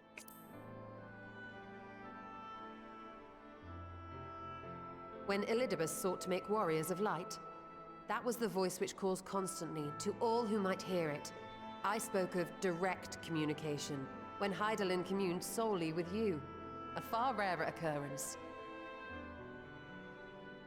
History shows us that Hydaelyn is able to awaken the echo in her chosen, convey her will directly, and grant the blessing of light. To our knowledge, however, she has not sought to intervene in man's affairs for some considerable time. Might not the explanation for that lie with her choice of champion? Mayhap she is content to trust in his judgment. Mayhap she is. But following my initial discussion with Krile, I made inquiries of my own, and as far as I am able to tell, Hydaelyn has not made her will known to anyone. During my time in the First, the Oracle of Light spoke to me through Reen. But that was not the will of Hydaelyn. It was Minfilia herself. Indeed. And while she and Hydaelyn were inextricably linked, Minfilia yet acted of her own volition. A messenger, yes, but one who spoke with her own voice. I wonder, could Hydaelyn's silence suggest the presence of some disruptive force, perhaps? Some obstacle to communication? While I share Urianger's high opinion of your conduct, I see no reason why she would deny you her guidance altogether. Then again, who am I to say? The fact is, we simply don't know. But if the explanation is to be found anywhere, I can think of worse places to look than the archives of Sharlayan, and their research on the Ethereal Sea in particular.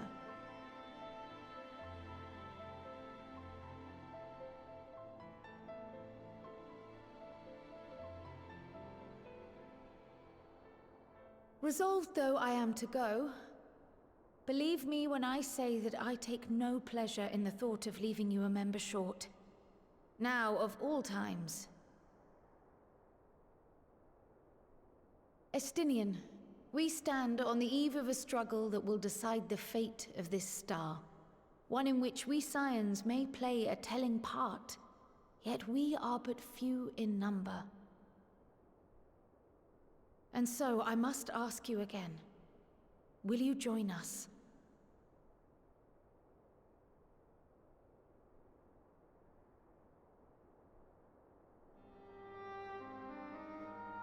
You see the world the way you want it to be.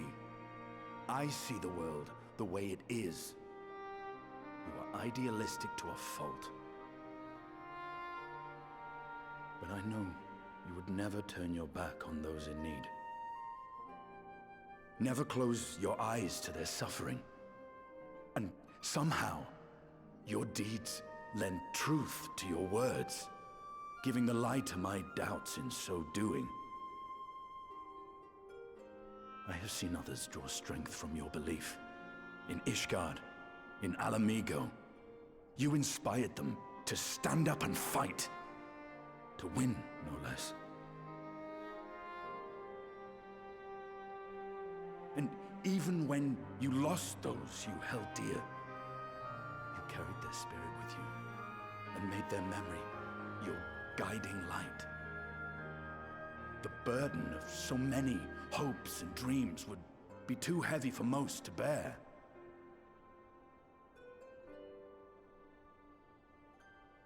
But you bear it willingly, as you have shown me. Some dreams are too important to let go. If you have need of my strength, it's yours. After all you've done, how could I refuse?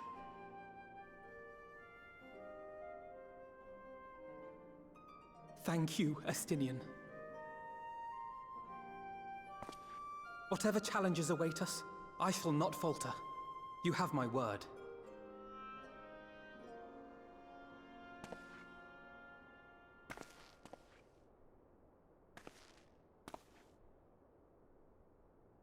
And now, I may bid you farewell.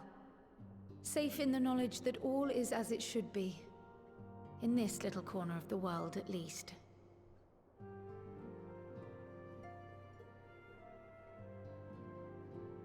You will be sorely missed. Tread warily in Sharlayan, and do try not to let the Forum embroil you in their politics. A forlorn hope, I know, given the individuals involved. I shall do my very best.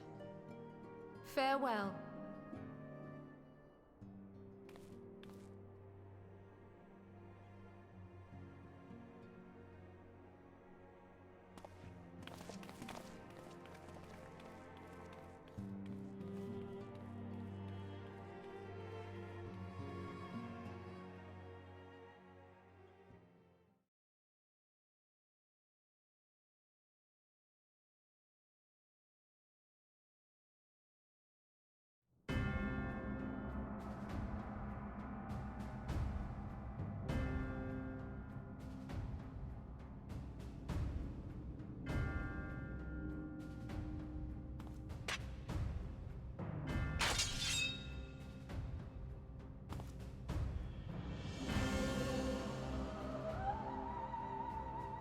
Well, does this one meet with your approval?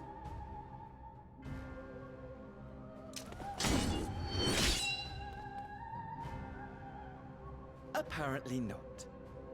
Or could it be that you're still upset about the dragons? You are unwise to remind me of so costly a failure.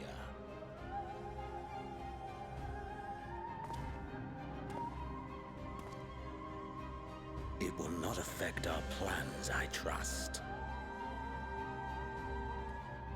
Oh, hardly at all. Though, admittedly, the chances of us being able to procure any more Mericidian dragons are rather slimmer following Tiamat's reappearance.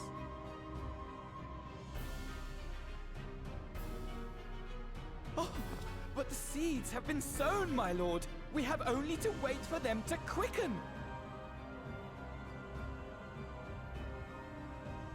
Speaking of preparations, is it safe to assume that you will be ready to control you-know-what?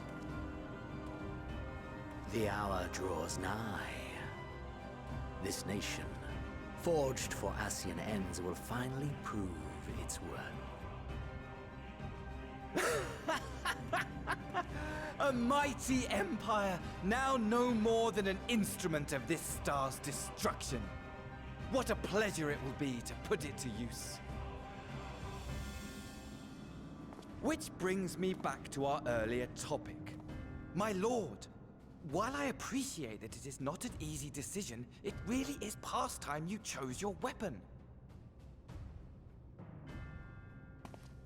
There is one that I have been meaning to test.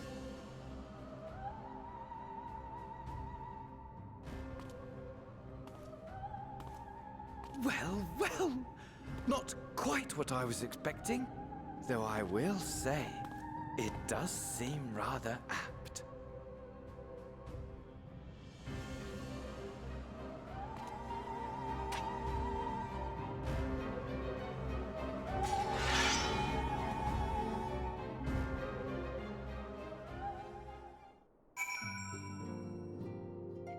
Oh boy, I wonder what weapon he's settled on. Well, it looks like I'm going to have a busy few moons. Not that they ever seem to be anything but. Ingrid's got me dispatching troops to every corner of the realm, which is not to say I don't trust the Alliance, because I do, When it comes to putting down primals, nobody does it better than us. Oh, and you lot more accurately. You won't catch me trading blows with a primal in the near future. But for every fell fiend you vanquish, there's countless meals to arrange, vans to fill, sheets to wash, stores to replenish, and the list goes on. Which is where I come in. Gladly, mind you. It's the least I can do to support the scions who risk life and limb. Like poor Ehrenwald. Oh, I wish there was something we could do for him. We'll just have to settle for saying the odd prayer and keeping a roof over our heads. It wouldn't do to have him come back to a complete shambles now, would it? But that's enough of my rambling. Off you go and get some rest. If there are any developments, I promise you'll be the first to know.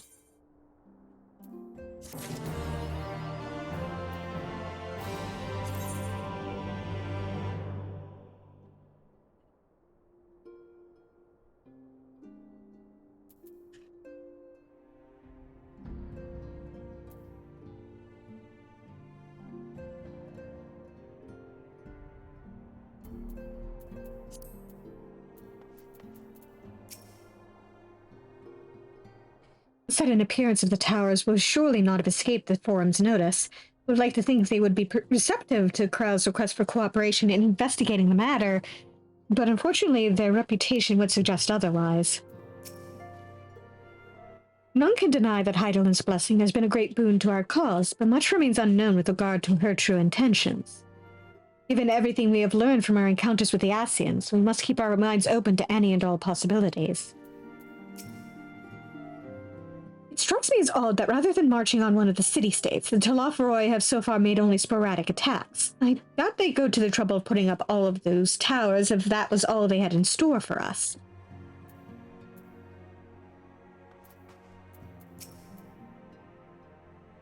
If I am to pursue this course, I must be prepared for the hardships that lie ahead. If you need of my lance, I'll be ready. If not, I'll be reserving my strength in preparation of the next battle. But since you're here, I have a question. The Scions are in close contact with the East Aldenar Trading Company of Kugane, yes? I was wondering if they could place an order for some sun-dried squid. I don't seem to be able to find it in these parts. Though we know not the full extent of the Talafaroi schemes, preventing further abductions must take precedence above all else, for therein lieth the key to depriving our enemy of its most potent weapon.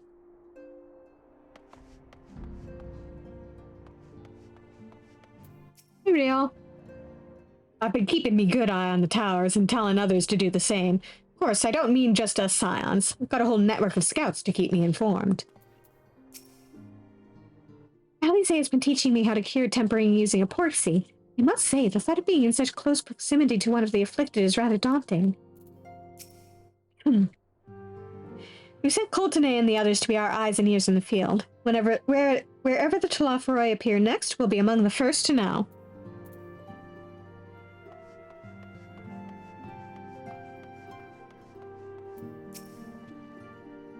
Although Ehrenwald and I both served as Scions, I'm afraid that I have had few opportunities to speak with the lad.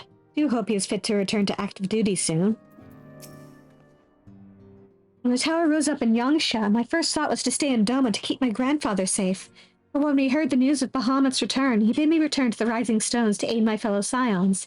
He sends his regards, by the way. Hoary Boulder certainly cut a fine figure as he set off on his latest mission. I was sad to see him leave, and my nights will be lonelier with just the one brother to keep me company. Aenor.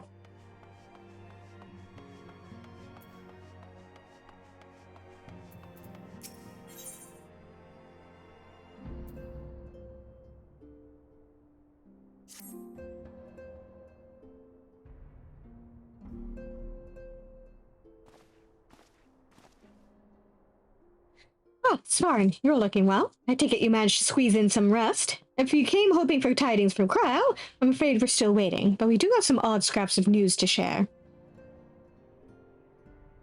Scraps, she says. Lunar primals have been popping up all over the place, but the Alliance has the situation well in hand, thanks in no small part to Hoary Boulder and the others. Meanwhile, talks with the beast tribes are going even better than expected. Encouraged by Ulda's progress with the Amalja, Gridania has opened negotiations with the XIV, believe it or not. All of which is obviously very encouraging, but with the Telophori still out there, it's not as if we can afford to lower our guard.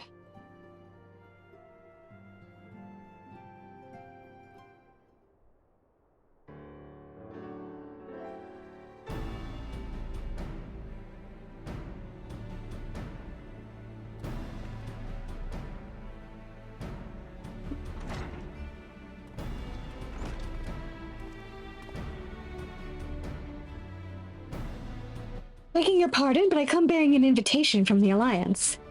The council meeting is due to be held in Alamigo, and your attendance is humbly requested.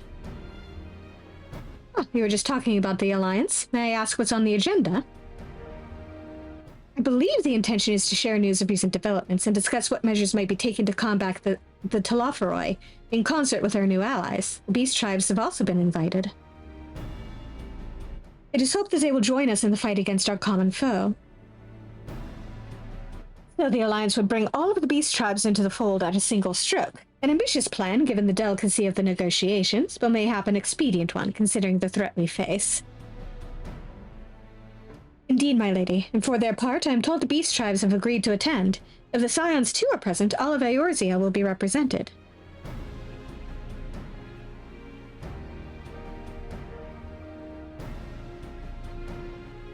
To arrange such a meeting must have been quite an undertaking, not only diplomatically, but practically. Pray inform the Alliance that we would be honored to participate. We shall make for Alamigo without delay.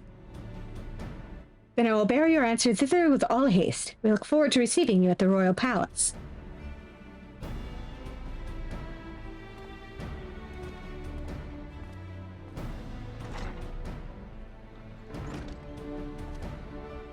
Well, now that we've accepted the invitation, who exactly is going to attend? I move that you and Yashola lead our contingent. Given how long you have worked to end summoning, it is only right that you be present for what promises to be a historic moment. I think we've all played our part in that little endeavor, don't you, Svarn? All present may rightly claim a seat. I do quite agree. But by your leave, I believe I shall remain here and lend what assistance I can to the coordination of our defensive efforts. I'm not coming either. Emmerich will be there, and I'd rather not be interrogated. Very well, then. While those with a mind to hold the fort get on with holding it, I suggest the rest of us make for Alamigo, shall we?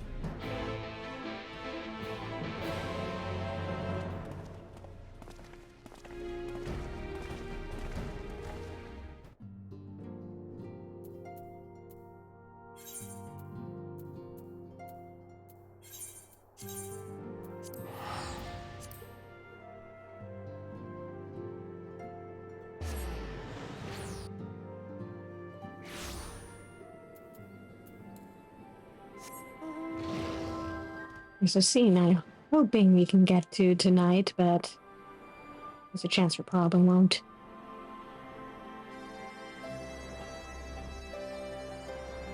We'll see how things go.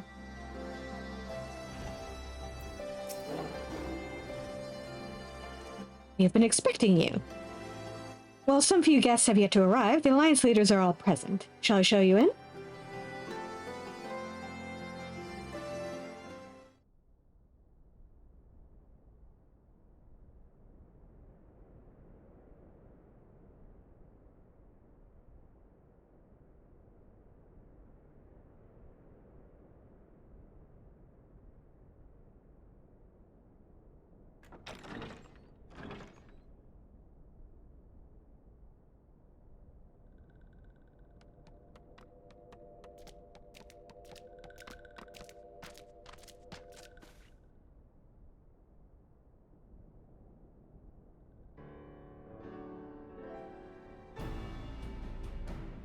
Esteemed guests, you honor us with your presence.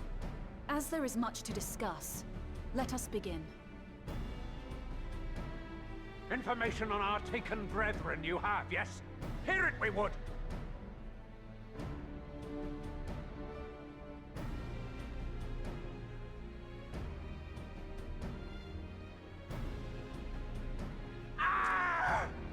Beyond forgiveness, these featherless ones are!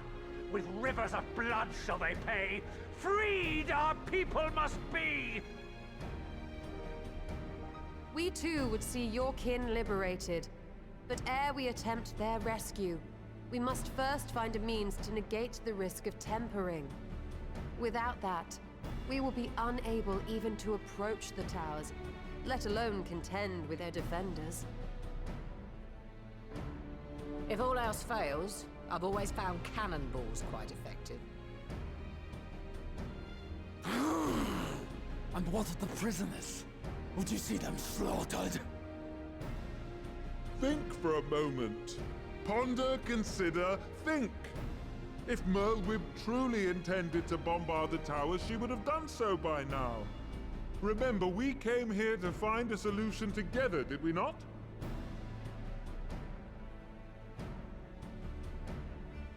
Y'shtola spoke of defenders. I but offered a means to clear a path, should you require it. Given the enemy's capabilities, we will all need to play our part if we are to have any chance of success. For if any here should give less than their best, it will be to the cost of every living being on this star. A paragon, the Empire, our very gods. How can we hope to prevail against such odds? That our foe is formidable, none would deny. But our strengths are many and varied. In this chamber, I see masters of strategy, masters of magic, masters of the land, the air, and the sea. And together, there is nothing in creation we cannot overcome.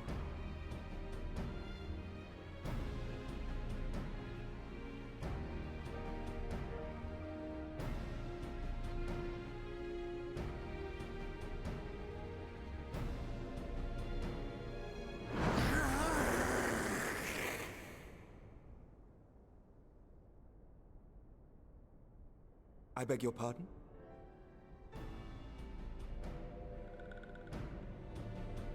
What is it, Shorewalker? Do not express your passion thus. A little tricky without gills, perhaps? Suffice it to say, I am proud to be counted amongst Eorzea's finest. We Sahagin will play our part.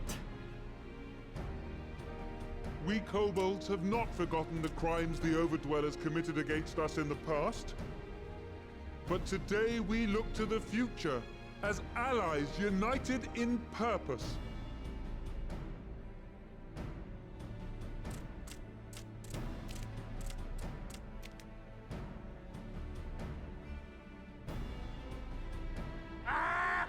Make mock of the Ixal the Paragon does! Turns kin into puppets, pits brother against brother. Free them from his grasp, we shall! As Patriarch Zadar will attest, the Scions have granted us a means to free your brethren from their thraldom. This boon we will gladly share, that your people might never be enslaved again. We accept! We accept! Praise be!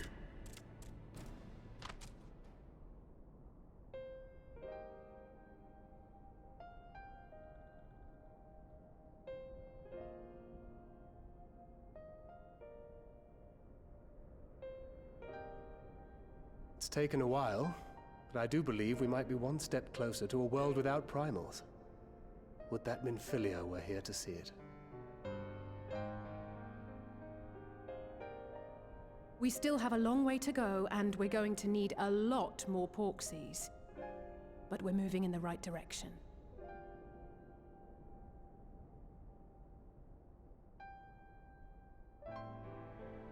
If I may have your attention, there is one other point I would like to raise. As we can all agree, freeing those held captive must take precedence over every other concern. But experience has taught us that none save those with the capacity to resist tempering can hope to enter the towers unscathed. And even once inside, a still greater threat may yet await them, that which we call a primal.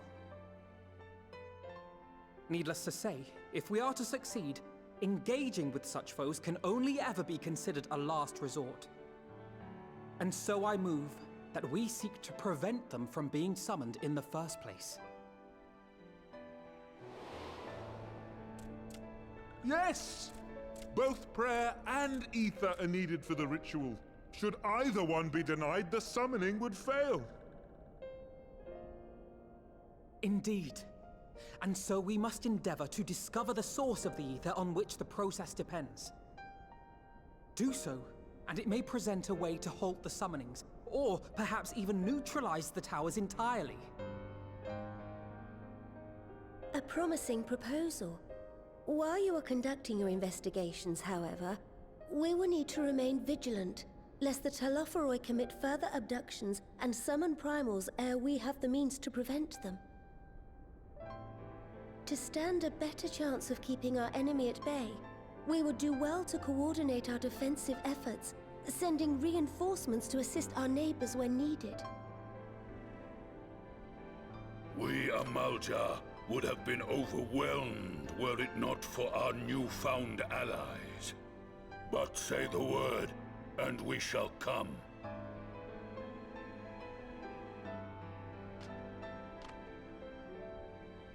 I see we are all in accord. But what are we to call this proud fellowship of ours? I submit that the honor of naming it should go to the scion whose brave efforts have done so much to unite Eorzea. What say you, my friend?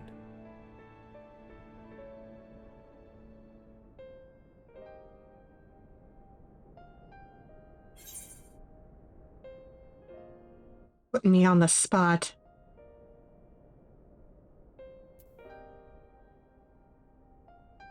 I would call it the Grand Company of Eorzea.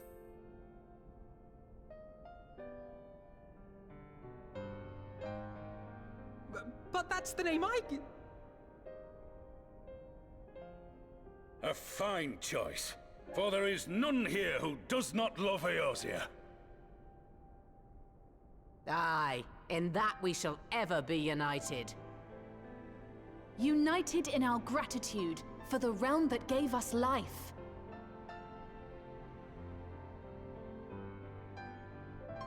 Then let it be recorded that on this day, the Grand Company of Eorzea was born.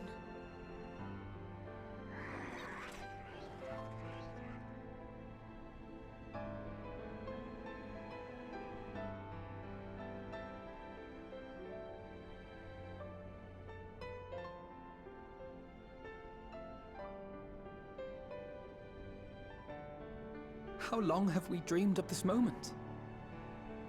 And now that it's here, Oh, forgive me. Might we speak outside?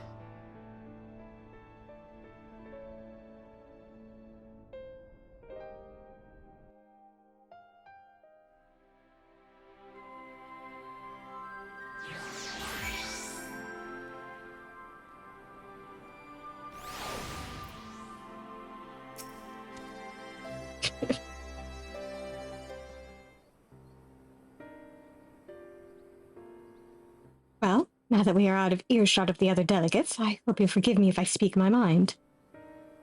Let me begin by saying that I have dreamed of this day since the moment I first set foot upon these shores, and that I was as heartened as anyone to see the peoples of Eorzea pledge their solidarity. Yet even as they uttered their declarations, all I could think about was the conflict to come, of the sacrifices that would be made and lives lost, inevitabilities that I still struggle to accept. But at least now there is hope. The formation of the Grand Company of Eorzea is the first step, the first of many. Many and more.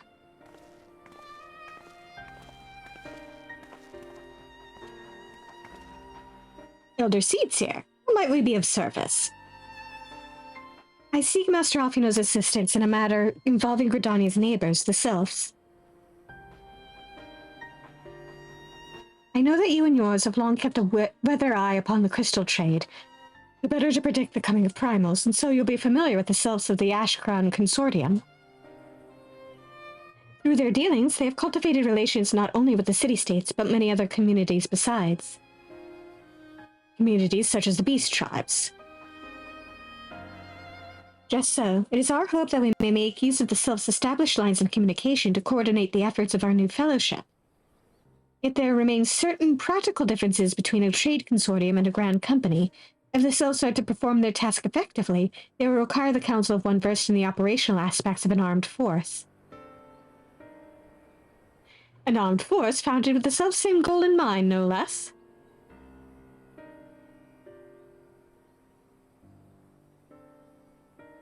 The Crystal Braves, yes.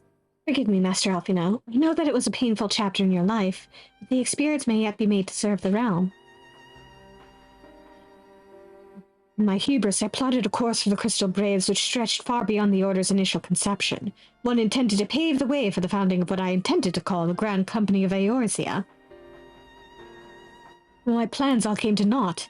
Built upon a frail foundation of lofty ideals, the Order was doomed from the first to collapse under the weight of more worldly interests, and I have no wish to see this new endeavor suffer the same fate. Mayhap I ask too much of you. Not at all. You may count upon my assistance for what little it is worth. By your leave, I shall prepare a report including a list of recommendations drawing on the lessons I learned from the failures of the Crystal Braves. You have my gratitude, Master Alfino, and my trust. When your report is ready, pray share it directly with the Sylphs. With your guidance and the earnest efforts of every goodly soul gathered here this day, I have no doubt but that our fellowship shall emerge from the shadow of the Talafroi and flourish. Until next we meet, my friends.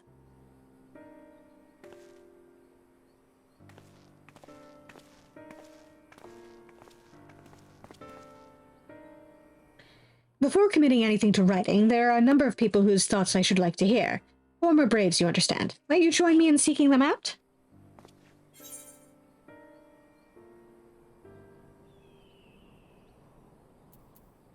As if you have to ask.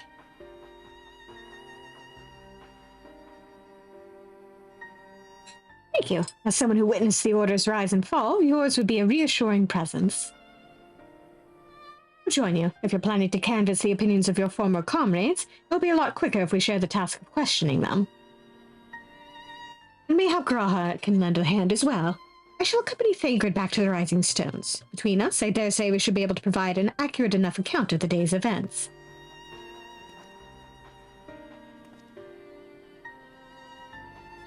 We should be glad of your company, Graha. I shall explain the details on the way.